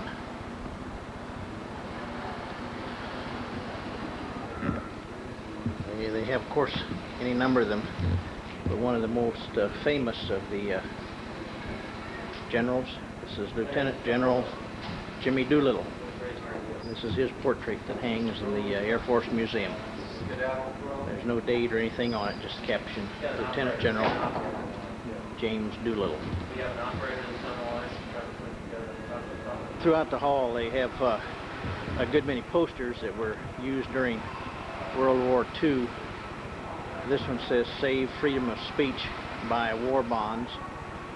Here's another one, if you can see it, and I hope you can with the light shining on it. And let's move around here. A very famous general, of course, Douglas MacArthur, and it says, "We shall win or we shall die." And again, they're urging you to buy U.S. war bonds. They've got a light shining on that one, and I don't know whether with the glass whether we can get it or not. We have various reproductions. It's titled the Doolittle Tokyo Raiders. And you can see in the display cases some of the uniforms, the leather flight jackets, the helmets, the goggles, some of the things that they wore. These are wartime pictures depicting Doolittle as he is flying from the carriers and he's getting prepared to raid Tokyo. The Doolittle Tokyo Raiders.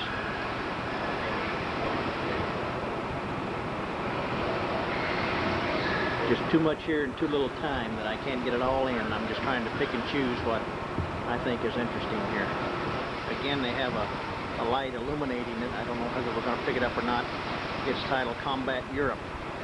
Shows all, not all, but a good many of the scenes that were taken by photographers during the Second World War. AAF enters combat from England, and on around to Algiers, French Morocco in 1942, North Africa, 1942, 1943, some of the memorabilia and the photographs. Here again we have mannequins showing the uniform and the garb of our servicemen that was worn during World War II.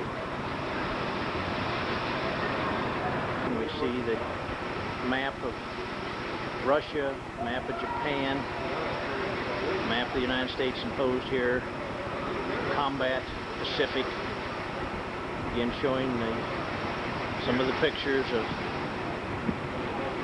photographs that were actually taken. There's Gerald. He's just now trying to get out of the picture. I'm going to get him in there anyway, just to prove that he was here. But this is some of the picture and some of the history depicted on the walls here in Wright-Patterson Air Force Museum.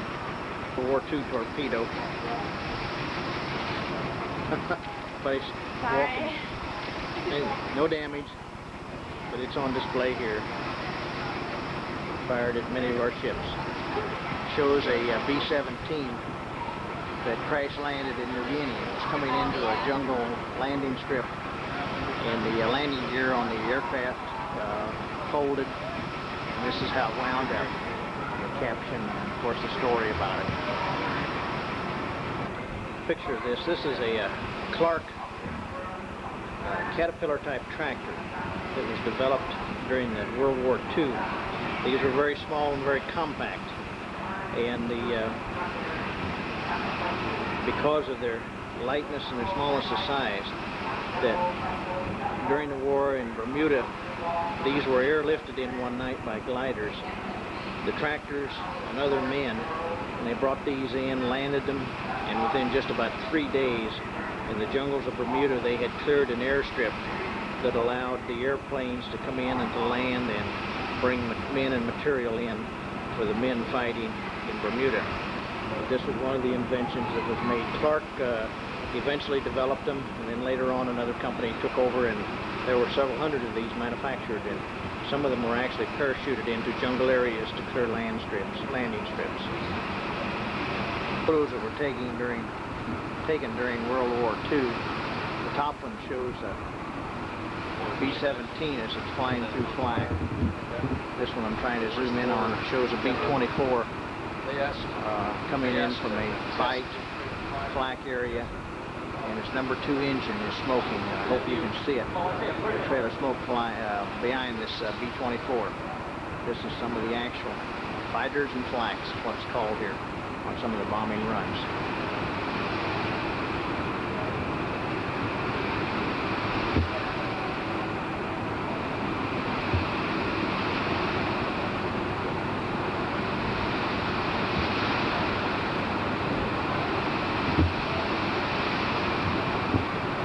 More pictures. Shows an AT-20 just before it began its final plunge as it was on fire. A bridge that had been bombed. Some of the crew members of one of these planes. Was developed by the Germans in World War II. It was known as the V-2. And here it is. This rocket was actually operational, and the Germans fired it at many of the cities, including London and Brussels, LA, several more of these cities in Europe. I can't read the sign from this distance, but it's an actual V-2 rocket engine developed by the Germans in World War II.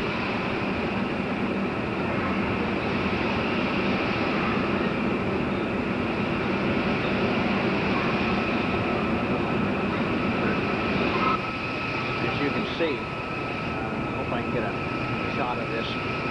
The Germans in late 1944 and 1945 entered the war with jet fighter planes.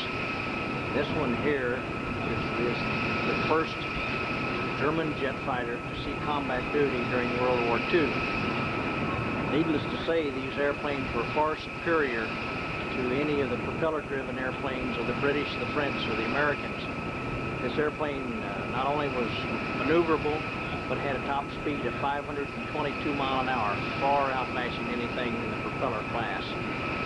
And fortunately, the Americans and the British were able to locate the plants that these fighters were being built in, and the numerous bombing raids were conducted not only on the manufacturing plants but also on the airstrips.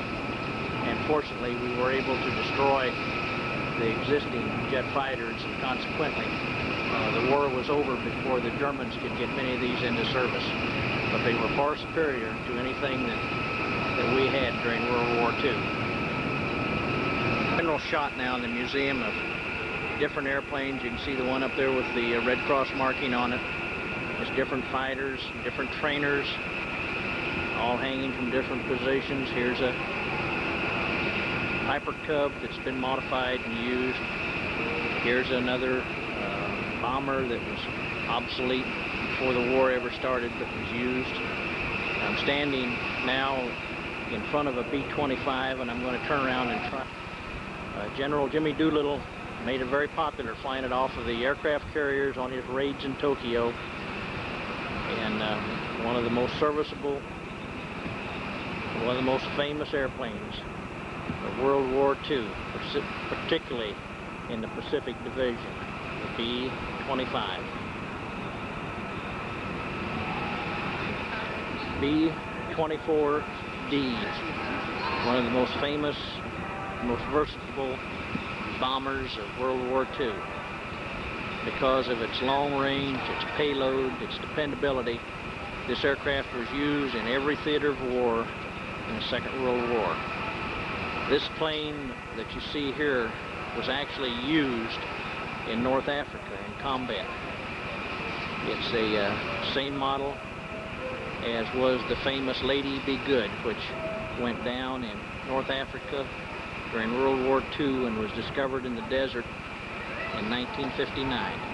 But this again is the famous B-24. Of course, there's Gerald standing in front of the B-24. We'll not name it, but it says something about strawberry on it. But his dad was a tail gunner on one of these B-24s during World War II. It's a 4-engine plane, a famous bomber used by the United States Army Air Force during World War II. We're going to walk around now and see if we can get some more shots and the tail turret, and perhaps we can get a good shot of that. To the tail section of this B-24, you can see the dual tails. You can see the gun. Mr. Peeler was a gunner on this type of an airplane. It was from this area that he performed his assigned duties. Now again, these planes have been modified and different models of them. This was actually flown in combat in 43 and 44, so there evidently were some later models of it made. But there's the old gun turret on the back. It's interesting to note, and you can't see it for this display, we'll move to another area here. You can see a plastic bubble up there with 2 machine guns on it, and that was a gunner that was there. These things were armed front and rear, sides, and I guess every other way with machine guns to protect themselves. But there was a gun turret there. Some of them I think were later modified and had gun turrets on the bellies. They had on both sides on the fuselage toward the tail, they had areas where gunners could point guns out. Evidently there was no glassed-in area or anything. They just stuck out the side of the airplane. There was a deflector in front of this window to deflect the air away from it, and the gunners on both sides would sit there and fire from the open window. View of the turret. We're going to walk around here. I'm sure the picture's not going to be too steady, and we're going to get some light reflection. But we're looking from ground level now directly into the turret, the rear of this airplane. So, Strawberry Bitch was the name of this airplane, and it was a true to life, honest to goodness combat B-24. Of course, we're looking at the most famous vehicle of World War II other than their 4x4 trucks, and that was the good old World War II Willys Jeep. And there sits one right there, and I'll read the caption on it later on, setting under the wing of another bomber, and we'll see what it says here.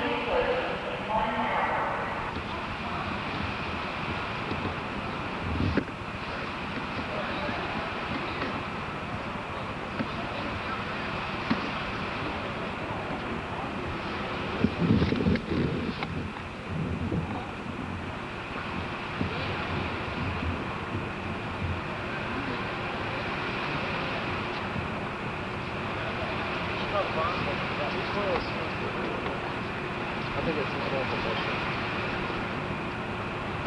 Still locked into it.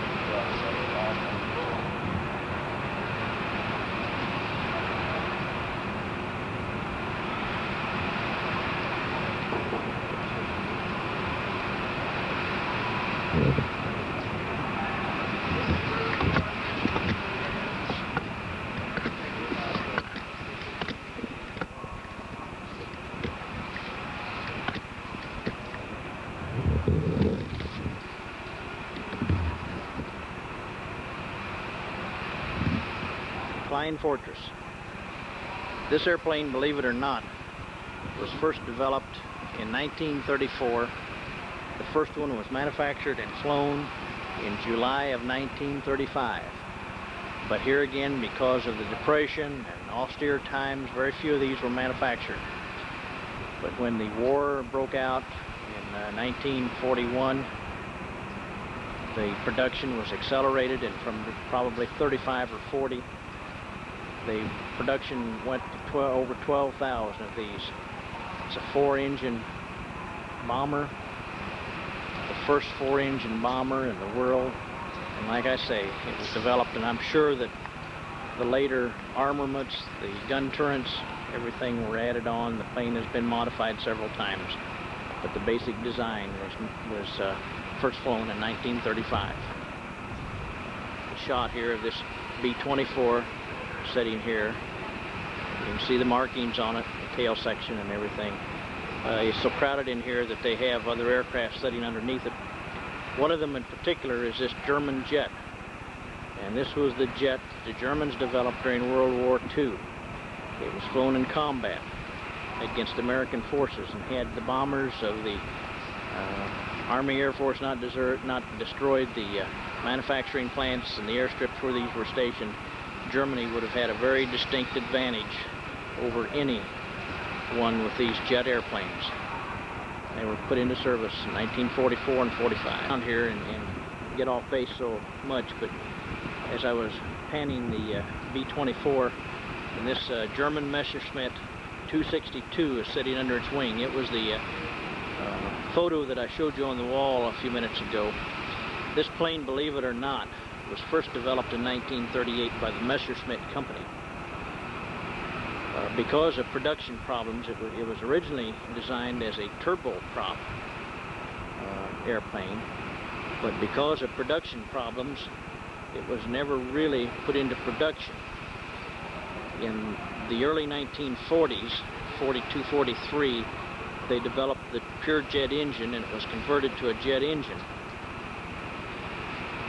Hitler finally wanted it designated as a bomber, more so than a fighter plane. And finally, in 1943, he signed an order to mass produce it. But because of the lack of available parts, the heavy bombing raids on the plants, the Allied forces literally destroyed about 300 of these on the ground by bombing and fighter strafes. Very few of these actually saw combat, although some did, and when they did, they scored heavily on the American, British, and French bombing raids. But because of lack of parts, lack of fuel, and lack of trained pilots, the Germans were actually unable to get very many of these in service. But had they been in service, Germany certainly would have had a very definite advantage with these pure jets. This one was brought to the United States in 1945 for evaluation. It was captured and brought over here, and we studied it. And of course, some of ours, probably the basic designs, pretty well followed our early jet fighters. This one was restored in the late 1950s and was brought to the museum, but it does not have any of the German markings on it, but it's just the Messerschmitt 262 jet fighter bomber.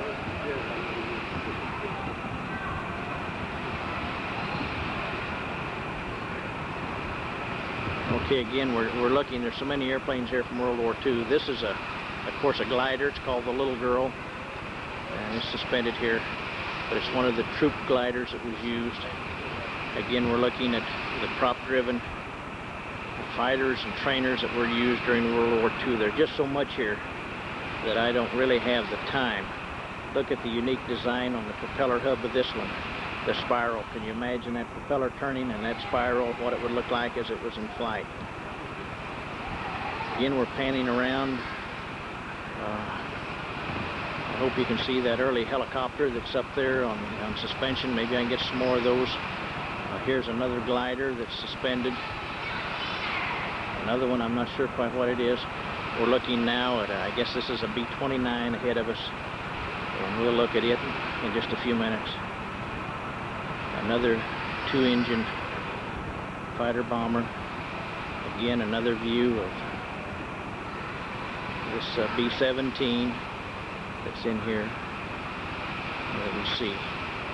Again, the silhouette, the markings on the B-24. And here again, in the distance, you'll recognize the B-24 4-engine with its distinctive tail design. We'll come around now. I hope because of the lighting we'll be able to see this. But this is the B-17, the Ford engine. Has a tricycle, or it has the rear wheel type of landing gear. It's not a tricycle landing gear. We'll come on around here now to the B-26. And again, this was a workhorse that was originally sent to the South Pacific, but because of its ability at medium level bombing from 10 to 12,000 feet, it saw a lot of service in the European war. And by the war's end, by the time the war was over, 5,200 of these had been manufactured. Of course, we're looking now into the nose of a B-29. These were used primarily long-distance flights overseas in the South Pacific. I'll get some different pans of these, but these 4 airplanes were the 4 widest used airplanes in World War II. In front of this B-29, I'm going to zoom in. I hope I can get the decal on this, painting on it. It's called the boxcar. This airplane was flown in the South Pacific. Most of the B-29s, they were developed in 1940. A few of them saw service in the European war, but because of their ability to fly long distance, carry these gigantic bomb loads, most of them saw service in the South Pacific. This particular airplane, this B-29 here, was flown over Nagasaki. And from this airplane, the second atomic bomb was dropped upon Japan, that being on the city of Nagasaki. And because of the dropping of that second bomb, Japan surrendered. But this was the airplane that carried the atomic bomb that flew over Nagasaki. These planes were used in World War II, and again in the Korean War. They were used on bombing runs over North Korea in the early 1950s.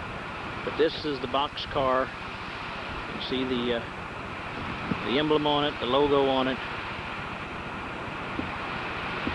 And I hope you can see, I'm going to let this focus in here now, down right below it. Maybe I can get up here a little closer where it says Nagasaki. But this airplane actually carried the second atomic bomb over Nagasaki. I shot this plane here, I didn't know what it was. But this is a Messerschmitt 109. This plane was developed again in the middle 1930s. And during World War II, production of this airplane was greatly escalated by the Germans. It's estimated that about 33,000 of these airplanes were made. And this was the mainstay of the German fighters during the early part of World War II. Messerschmitt 109. P-51 fighter. This plane was originally developed as a reconnaissance plane.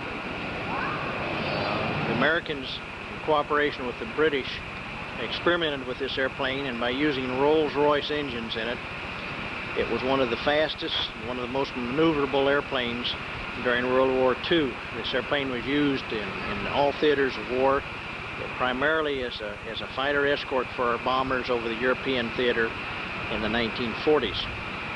It was also used in Korea during the 1950s. This is the P-51 Mustang, probably one of the most or more famous of the fighters that was used. And of course they have the mannequin up on the wing of it, and he's installing a cartridge of ammunition. Below it you can see a bomb mounted. It was actually a fighter bomber, but it was the P-51, the Mustang. And again, it's just amazing how many of these airplanes were manufactured. The sign said there that there were almost 18,000 of these airplanes manufactured by the United States during World War II. I went back to that Messerschmitt 109 and reread the sign, and sure enough, it just staggers me to think that 33,000 of those Messerschmitts were actually manufactured. 18,000 of these Mustangs, some of these big bombers, 5,000, were manufactured during the war. This is the P-47 Thunderbolt, another famous airplane that was used. I'm walking around here trying to get a little better view of it. But this is a P-47 that was also used, the old Thunderbolt. But probably of all of them, the P-51, the old Mustang, was the most famous airplane fighter in World War II. In a different place away from some of the other bombers. But you'll all recognize this as the B-25. This is the one that Billy Mitchell flew on his raids over Tokyo. And again, almost 10,000 of these planes were manufactured during World War II. Down below it here on the stand is a 75mm gun. This was the nose gun that was on these B-25s. A 50 caliber machine gun was considered a large. But imagine a 75 caliber machine gun on a plane. These were used on raids over Tokyo. They were used as treetop bombing raids. And they were used in the primarily in the South Pacific. But this is it, the B-25. And so we have to add it to the other four bombers, the 17, 24, 25, the B-29s, the World War II bombers. Unusual airplane. It's one that many of us are familiar with. We've heard the designation of a P-39. This is a P-39 fighter. And it's a rather unusual airplane. It was first developed in 1939. It was first flown here at Wright-Patterson Airfield. By the time of Pearl Harbor, 600 of these had already been purchased by the Army Air Force and were ready for service. This airplane has seen service in all theaters of World War II, and it's unique in the fact that if you look right below the cockpit, you can see a row of, it looks like pipes extending out of there, and that's exactly what they are. They're exhaust pipes. This is the first plane that was developed with an engine that was behind the pilot. And down below, I hope we can get a picture of this. To the left is a picture of the engine, and you can see those exhaust pipes as they stick out behind the pilot. You can see the propeller shaft. You can see the support bearing in the center of that shaft, and you can see it go on to the gearbox and into the propeller. Now almost 9,500 of these P-39s were built, and of that number, almost half of them were sent to the Russians. And this was the Russian Air Force mainstay of fighter planes during World War II, was this P-39. It's unique, it had some peculiar handling characteristics, but it was basically a good airplane. But it was unusual in the fact that, like I say, it had the engine behind the cockpit, the long propeller shaft running under the pilot, into the reduction gears into the propeller of this airplane, the P-39, developed here at Wright Air Force, or Wright Field. It was a liquid-cooled engine that was used in it. You can see the shaft, but what I wanted you to notice was in the hub of the propeller. The cannon was mounted and shot through the hub of that propeller. It shot before, they didn't have to synchronize it with the propeller because it extended in front of the propeller. And you can see the carriage, the case that carried the cartridges, and the barrel of the gun as it extended through the hub of this P-39. Quite an unusual airplane. And again, 9,500 of these were produced, a staggering number. And half of them were given to the Russians. So many things that you just can't get them all in as you walk through. But these two bombs in particular, I want to show you. The first one here on the left is called the VB-1 Amazon guided bomb. And this bomb was actually used and was dropped from B-24s. And it destroyed many bridges and things, but it was the first radio-guided bomb that was used during World War II. Next to it is a larger one. It's called the VB-3 Raison guided bomb. It had been developed, and the pilots and crews on the B-29s in the South Pacific had requested these bombs, but the war ended before any of them could be dropped. But again, it was a radio control bomb. The bombardier could actually control the direction of the bomb by these vanes and things on this bomb. It could extend its range and could pinpoint its dropping. VB-1, VB-2, radio-controlled bombs developed during World War II. And this was the first jet fighter plane built by the United States government. It was personally ordered by General H.H. Hap Arnold. It was first conceived in 1941. The British had we will be closing the museum in 25 minutes. developed a jet engine, If you wish to visit our gift shop, we and suggest you do they so freely at this time. shared their The museum Whittle will be engine with closing shortly. the American engineers. And this airplane was developed and tested. It was developed in 1942 and tested in 1943. It had a cruise of about 400 miles an hour, something less than the German Messerschmitt 260s. But it is not said whether it was ever used. The film, or the plaque doesn't say whether it was ever put into combat use during World War II. But this was the prototype of the first jet aircraft developed by the United States Air Force. This plane was taken from Kirtland Air Force Base in New Mexico and was brought to the museum in 1959. But the P-59, America's first jet prototype fighter plane. The announcement that the museum would be closing in 25 minutes. This is a Bell 1X jet rocket airplane. It was first flown in October of 1954 and was brought to the museum in 1959.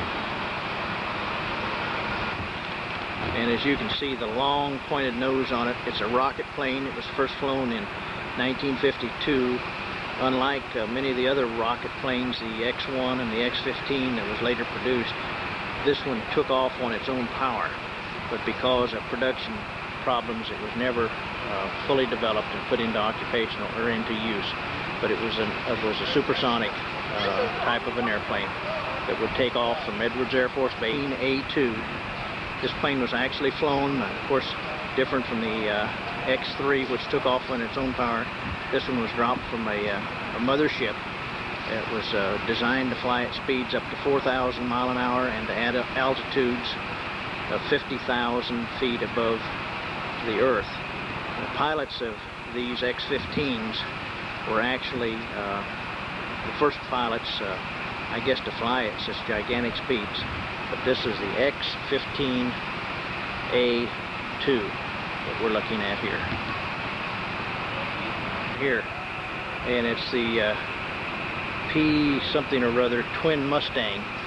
It's the same as the P-51 Mustang, but it has twin bodies. I guess it carries twin pilots, twin guns, and everything.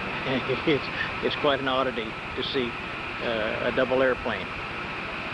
It's J. Of course, you all know that the Strategic Air Command flew these airplanes. This thing is so big and so huge that there isn't any way that I can get it in the camcorder the way they have it in here. You can see the pusher type engines on it. The original B-36s did not have jet engines. This B-36J, they had added jet engines at the end of each wing on it. They had pusher type engines. And this thing was flown in here to Wright Field in 1959, was brought into this museum, and the building was actually built around it. This thing is enormous. And as I say, there is no way that I can do justice to this airplane in this type of a setting. Okay, I panned awful quick here, but there's the cockpit area of this B-36J. You can see that little clodhopper there, kind of a little jet thing, an experimental type. Another Air Force jet sitting under the wing of this B-36. And in the distance you can see a display of, let me see, I'm moving, I know. But there's one of the tires and the landing gears. Gigantic. So big the building was built around it. last flew in 1956J. You can't begin to see it from the airplanes that are put under the wings of it. But on both wings they have two jet engines that have been added on to the later versions.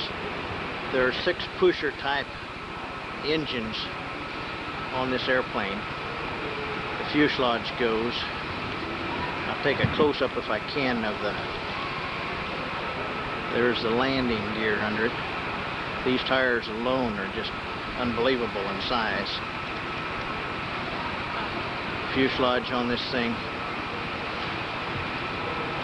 There sits an airplane under it, and you can see the tail. And I've got a wide-angle lens on this. I've got it just as far out as I can get it. Serial number, the identification number on it is 22220. But you can see these airplanes sitting under the tail of this B-36 to give you some idea of just exactly how large this dude is. I mean, it is big. A cutaway. This is an F-86 Saberjet. This is one of the later models. I think it's designated with the prefix H.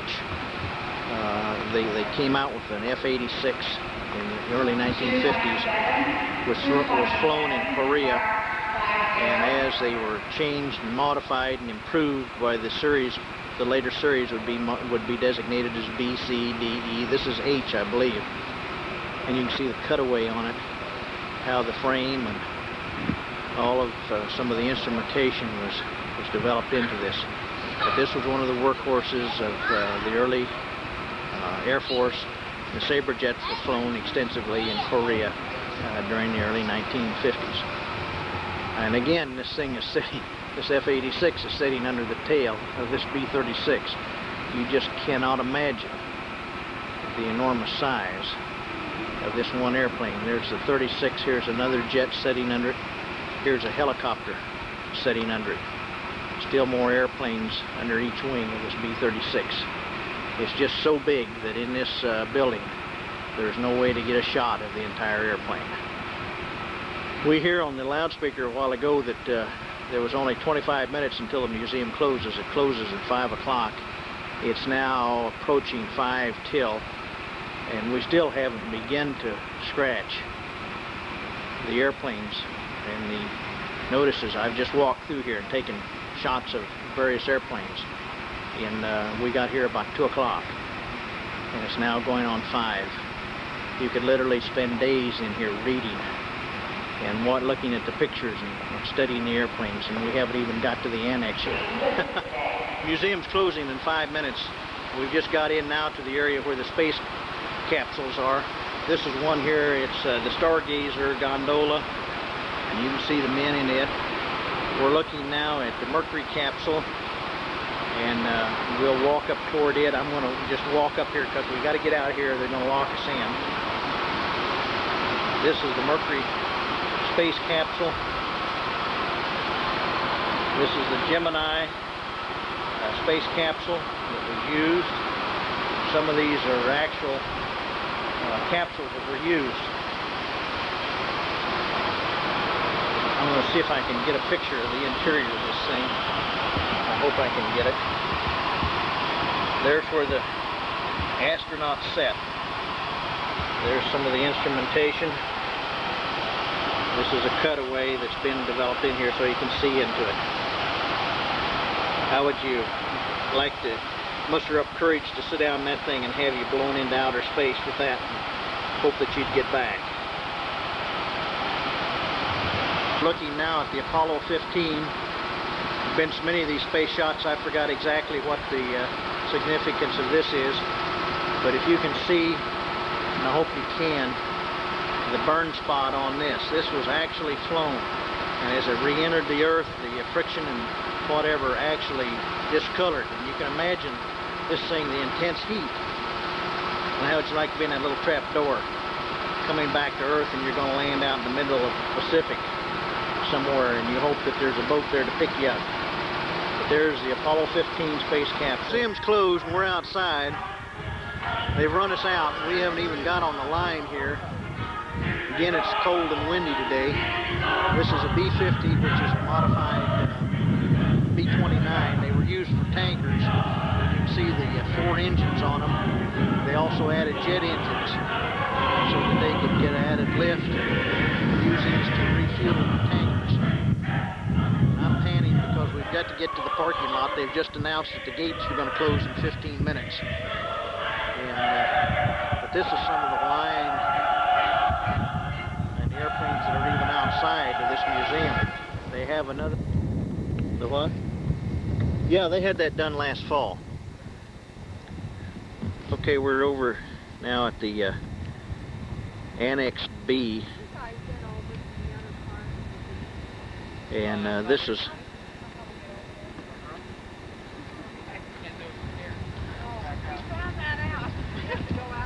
These pictures of the Wright brothers were painted on this building last fall. The Air Force used it as the center for their 40th anniversary. And it was painted. I'll turn around and take another picture here of another.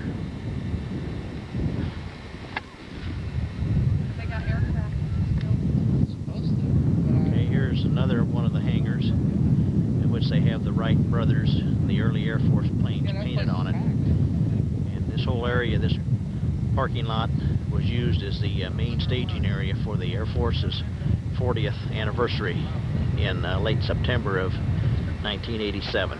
No. You mean they gave you a pass to go to this area? Well, we've been out here. Blowing again. I need to get a cover for the microphone. Here's an airplane. It's painted on the side, the Ohio National Air Guard, but it's a military version.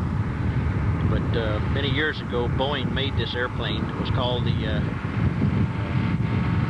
Northwest Airlines had them. It was called a Strata Cruiser. And they flew these airplanes up until the advent of the pure jets and the 707s. Behind it sits another Air Force plane. I'm going to turn around now and take a shot of a SR-71. And you're looking now at the... I thought you were talking to yourself, by the way. Yeah, everybody thinks I'm talking to myself. But this is the SR-71. It's a fighter bomber, is that right, Joe? That is reconnaissance. Reconnaissance. But you can see it. They were originally going to have one bomber, one fighter, and one reconnaissance, all the same design, but they went all reconnaissance. But okay, they dropped the fighter bomber and it's all reconnaissance now. You can see other airplanes, a Constellation there in the rear with a radar hump on the back of it.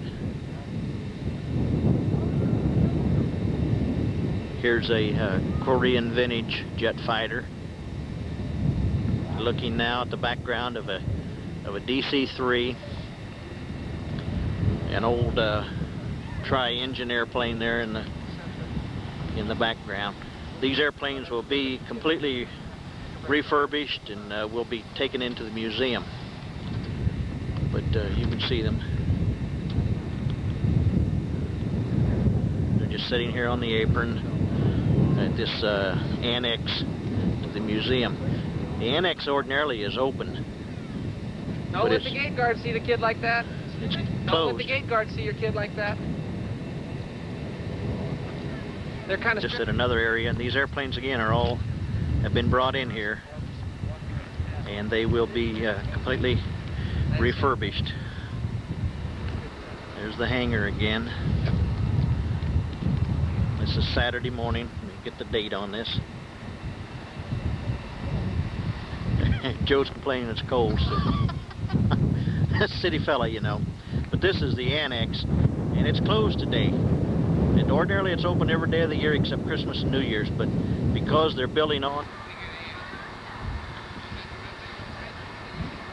Okay, we're back now to the Air Force Museum, and we're looking now at one of the trainers there. Next to it is another vintage fighter. On down the line is a B-29. It's called the B-30 something or other, B-35 I think, which is converted into a tanker plane. But actually what it is, it's a World War II vintage B-29 that they have made into a tanker. And then on down the line, the darker plane is the B-1 bomber. I think it's the B-1A or something bomber. Of course, it's all you have here is the fuselage and the wings. All of the electronics and all of the instrumentation has been removed, but it's here on display. And then you can look on down the line, and we'll have to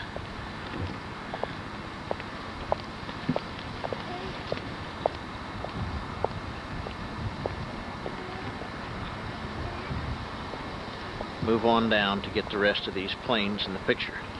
But there's the B-1 here on the display line at the Air Force Museum.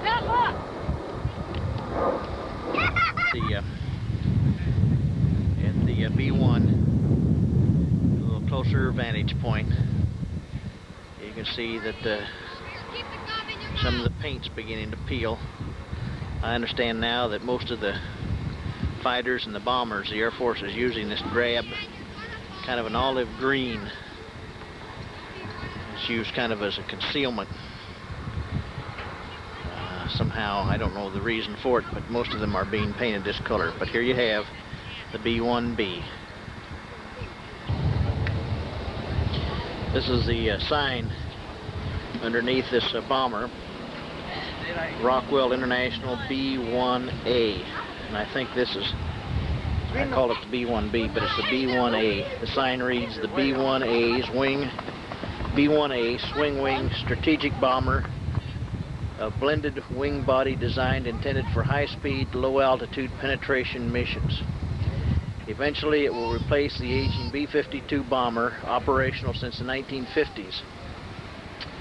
The B-1 uses shorter runways than the B-52, can carry twice the payload, and has a smaller radar profile than the B-52s, making it harder for the enemy to detect.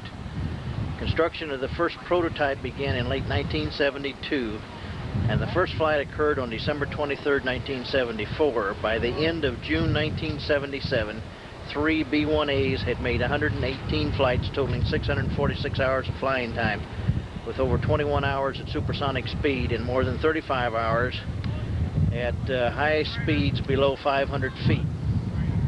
B-1A production was canceled by presidential decision on June 30th, 1977, but in January 1982, as a result of another presidential decision, the U.S. Air Force directed Rockwell International to begin production of 100 B-1Bs, improved versions of the B-1A.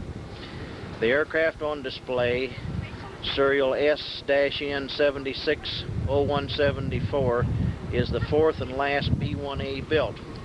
It was first flown in February 1979 and was used primarily as an avionics test bed for the B-1B program. Unlike the other B-1As, which had escape modulars, this B-1A has ejection seats, which are standard on the B-1B. After the B-1B became operational on September 30th, 1986, this B-1A's role in the program came to an end. The aircraft was flown to the U.S. Air Force Museum on December 16th, 1986.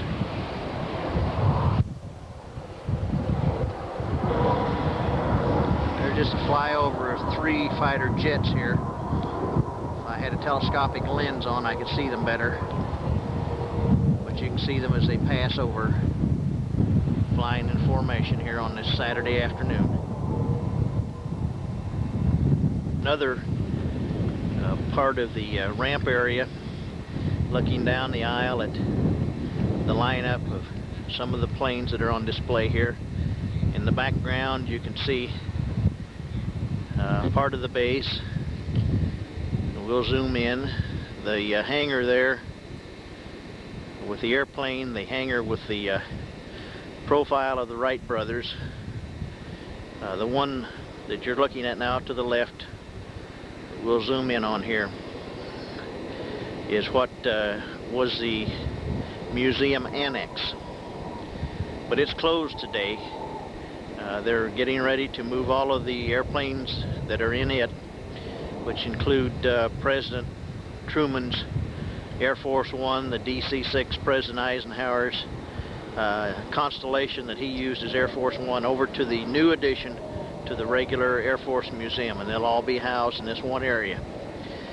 The tower there at the right and the office space down below it, and let's see if we can zoom in a little bit more on that hangar, is where Joe has his office.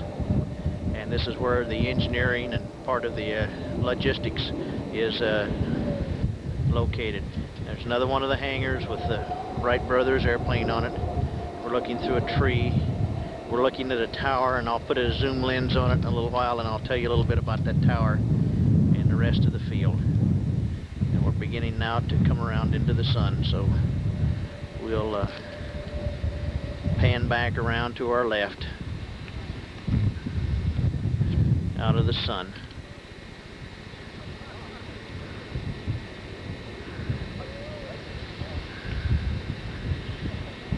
This is Wright-Patterson Air Force Bay, Area B.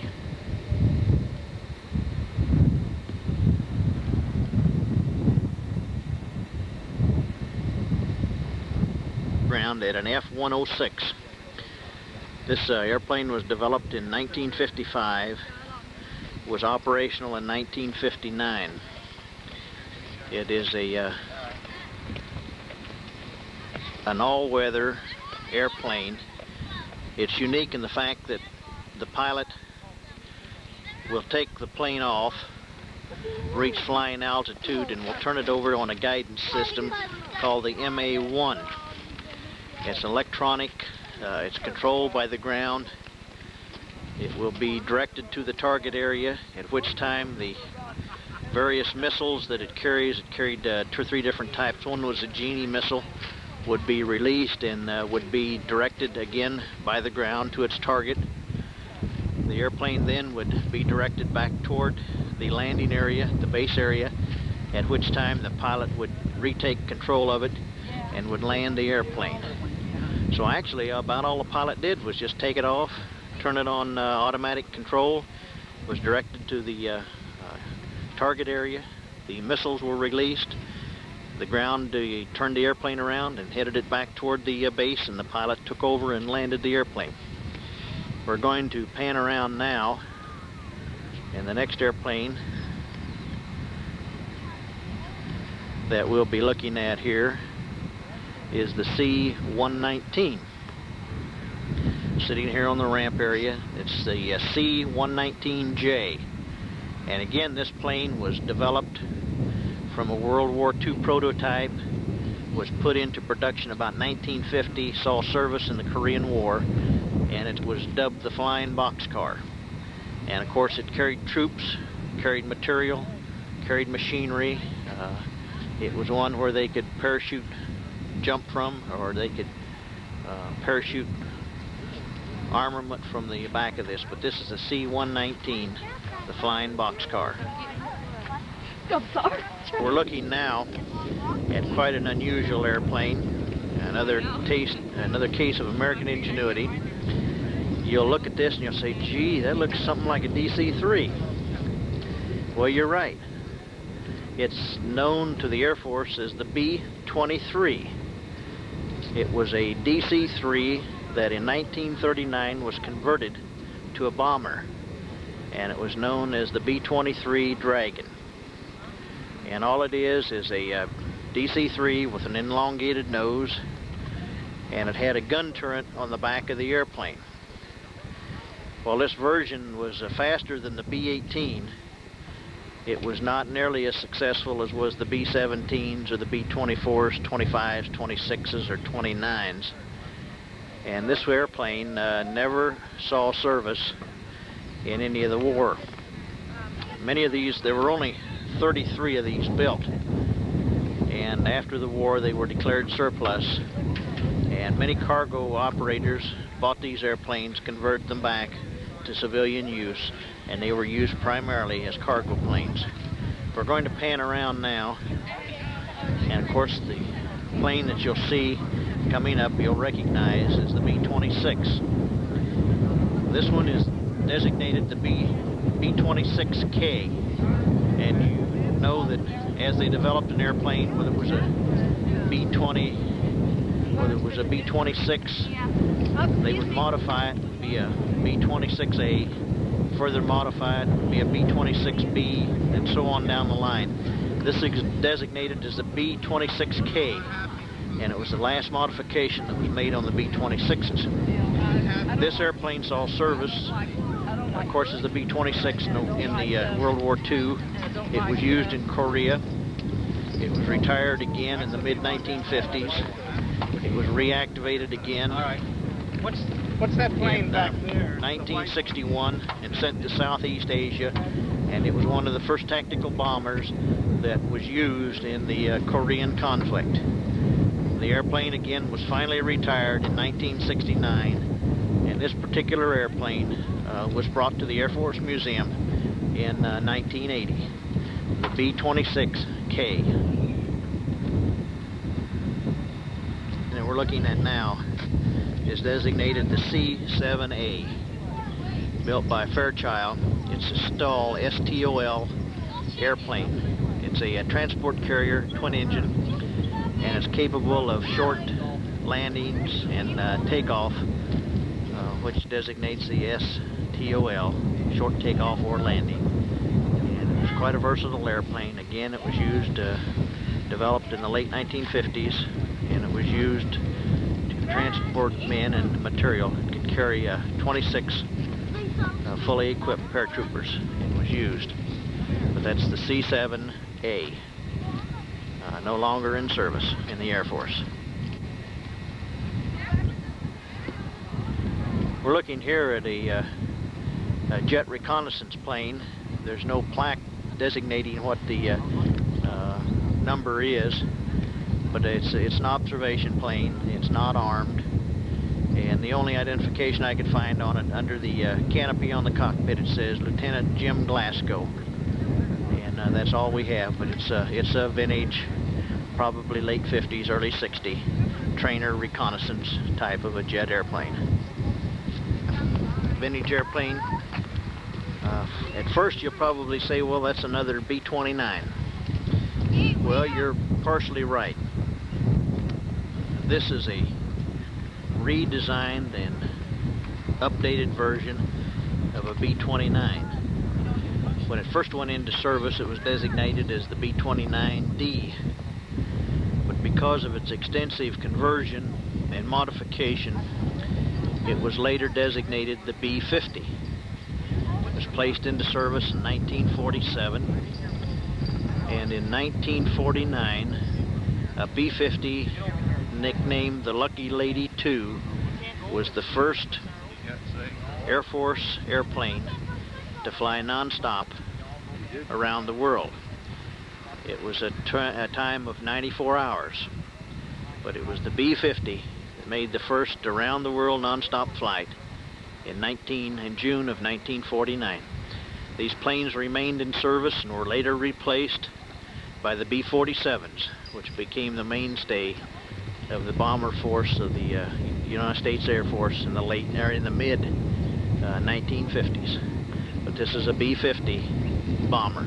33 of these bombers were actually made.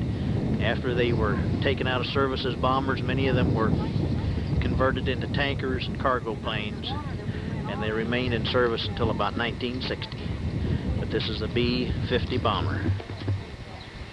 At a C-133A.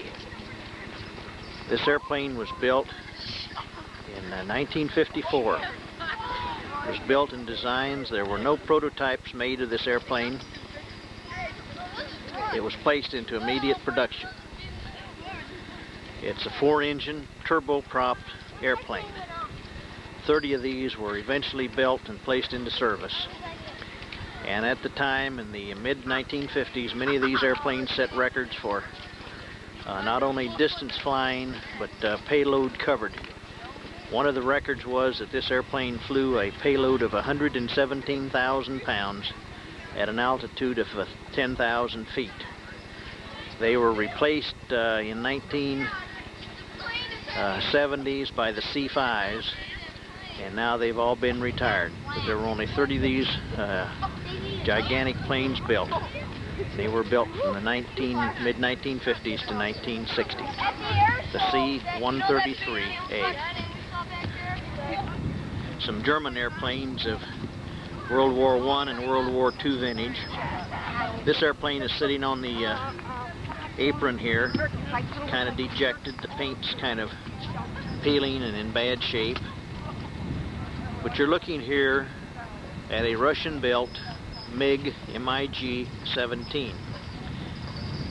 The MiG-15s were developed during the Korean War and were placed into service, and a good many American pilots flew against MiG-15s. The MiG-17 is a later version. The fuselage, it says, is about 3 feet longer. The wings are a little longer and more swept back than were the MiG-15s. And these airplanes were built. They were furnished to 17 various countries by the Russians. Some of them were friendly to the United States, some were not. This particular airplane was given to the United States by the Egyptian government in 1986. And evidently it's sitting here, they're waiting to restore it. But the history of this, the MiG-15s, that the American F-4s and F-105s during the Korea shot down quite a number of these MiG-15s and MiG-17s. But this is a later version, the MiG-17. It is blowing. Seems like everywhere we've been this spring, the wind's blown. We're looking now at a prototype of a supersonic airplane that was built for the Air Force. If you can see through the fence there, the trucks and everything are still in place in this airplane. It's not been put into position yet. It's in a fenced-in area for the general public to get close to it. I don't know what the designation of it is. It has a slight resemblance to the Concorde that is in commercial service now. But it was a prototype, and as I understand, because of its size and bulkiness and whatever, it was never fully developed and made operational as far as the Air Force. But this is a prototype of a supersonic airplane for the Air Force. Looking again now at the C-133 at a distance. We're going to look up the apron here toward the museum. You can see the missiles that are set in place now in front of the museum and some of the aircraft. I'm going to pan through here, and then in just a minute I'm going to change lenses, put on the telephoto lens, and make another sweep of this area.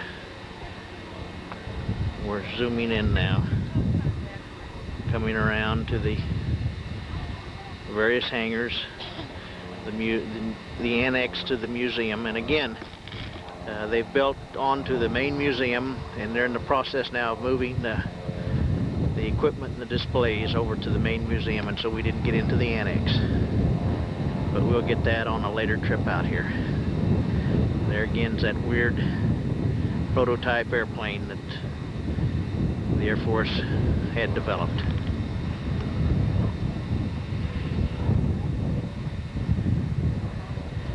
Okay, well, we've put on the telephoto lens. We're looking now, of course, at the mural on the hangar depicting the Wright brothers. We'll pan around. That's all logistics. Pan around here, that's the annex, the tower, the office area where Joe works is hidden from there. We'll go on around.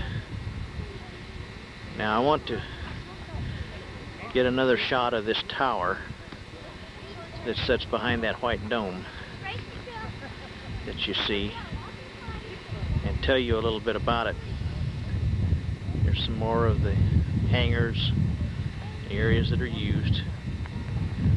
Looking now across toward the airstrip and the hill over there in the distance where you can see some of the trucks and other machinery stored. And you can see the runways there. the area. This was known as a prairie, and back up in this hill area here, somewhere was where the Wright brothers actually did some of their flying. And this is, of course, the Wright Field. Area B, Wright-Patterson. There are some of the other airplanes sitting on the aprons we saw this morning, waiting to be remodeled and refurbished so they could be brought over to the annex, or to the museum. And this tower was built, as Joe says, so they can do some experiments.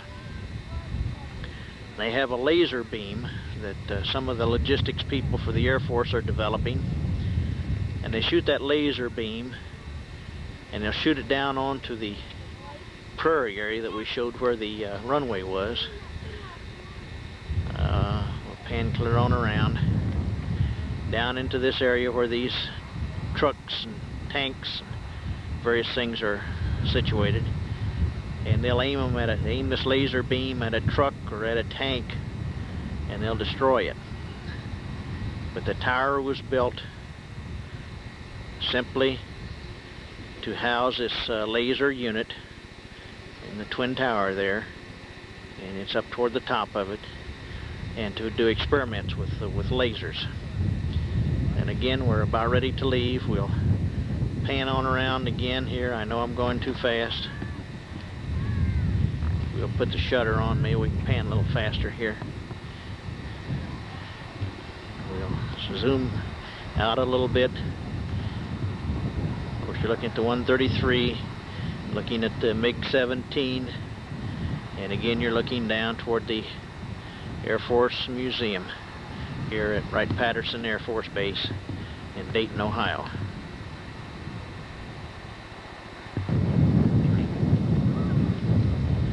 Just another view of the apron with the airplane sitting here, the missiles in the background. That tall missile that you see, I'll try and find out what it is in the background. Buildings. This first Quonset type building here that you see was the original Air Force Museum. They outgrew it, and they later moved over to the annex with this second Quonset hut type building that you see here in the background is the new part of the museum. And they're moving the airplanes. You see the hangar doors on it. They're moving the airplanes from the annex. It was that if you wanted to go to the annex, you had to catch the shuttle service from the museum and ride it over to the annex. They wouldn't allow you to drive over there and then ride it back. But with the addition of this new building to the museum, they'll be able to house the airplanes here, and it's scheduled to open on April the 30th. And so we're about 2 weeks early to get in and to see it.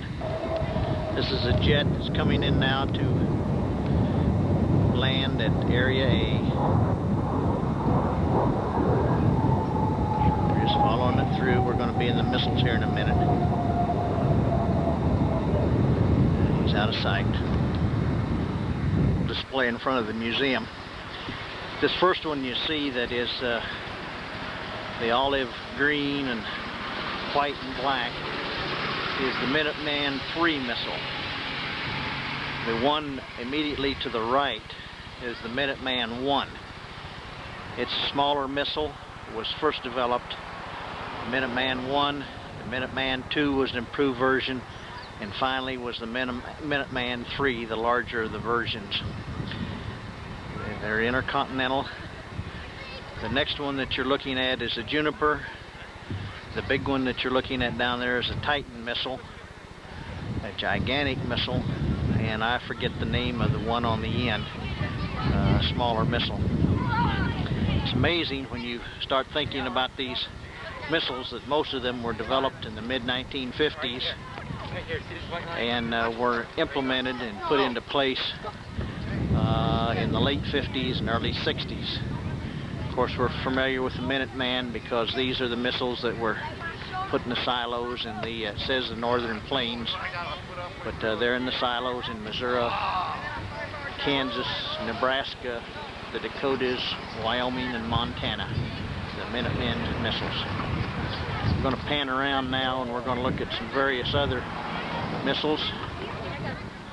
At a variety of smaller missiles. The first three here are of a wing nature. You can see them, they're smaller than are the Titans and the Minutemans, and they're more mobile. Don't have quite the payloads that some of them do. This one behind the little pine tree is a mobile one. Could be mounted, the base of it on a truck, could be hauled to the battlefield. I suppose it's a very short range. I'm not sure of the designation of these missiles, and I'm running short of time again, and so I'll pick them up at a later time. But there are 4 of the more mobile missiles, and this one in particular could be mobile, mounted on a truck, train, or whatever, and be fired from the battlefield. Okay, again, I'm preparing to leave. One last view. Old Glory flying in the wind. Stars and stripes.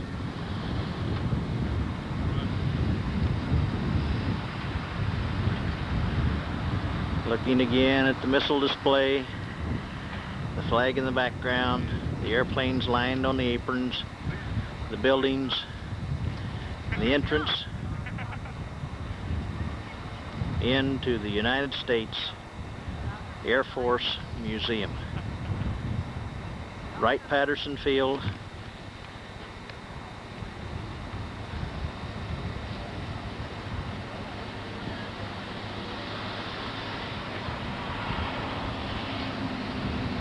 Dayton, Ohio.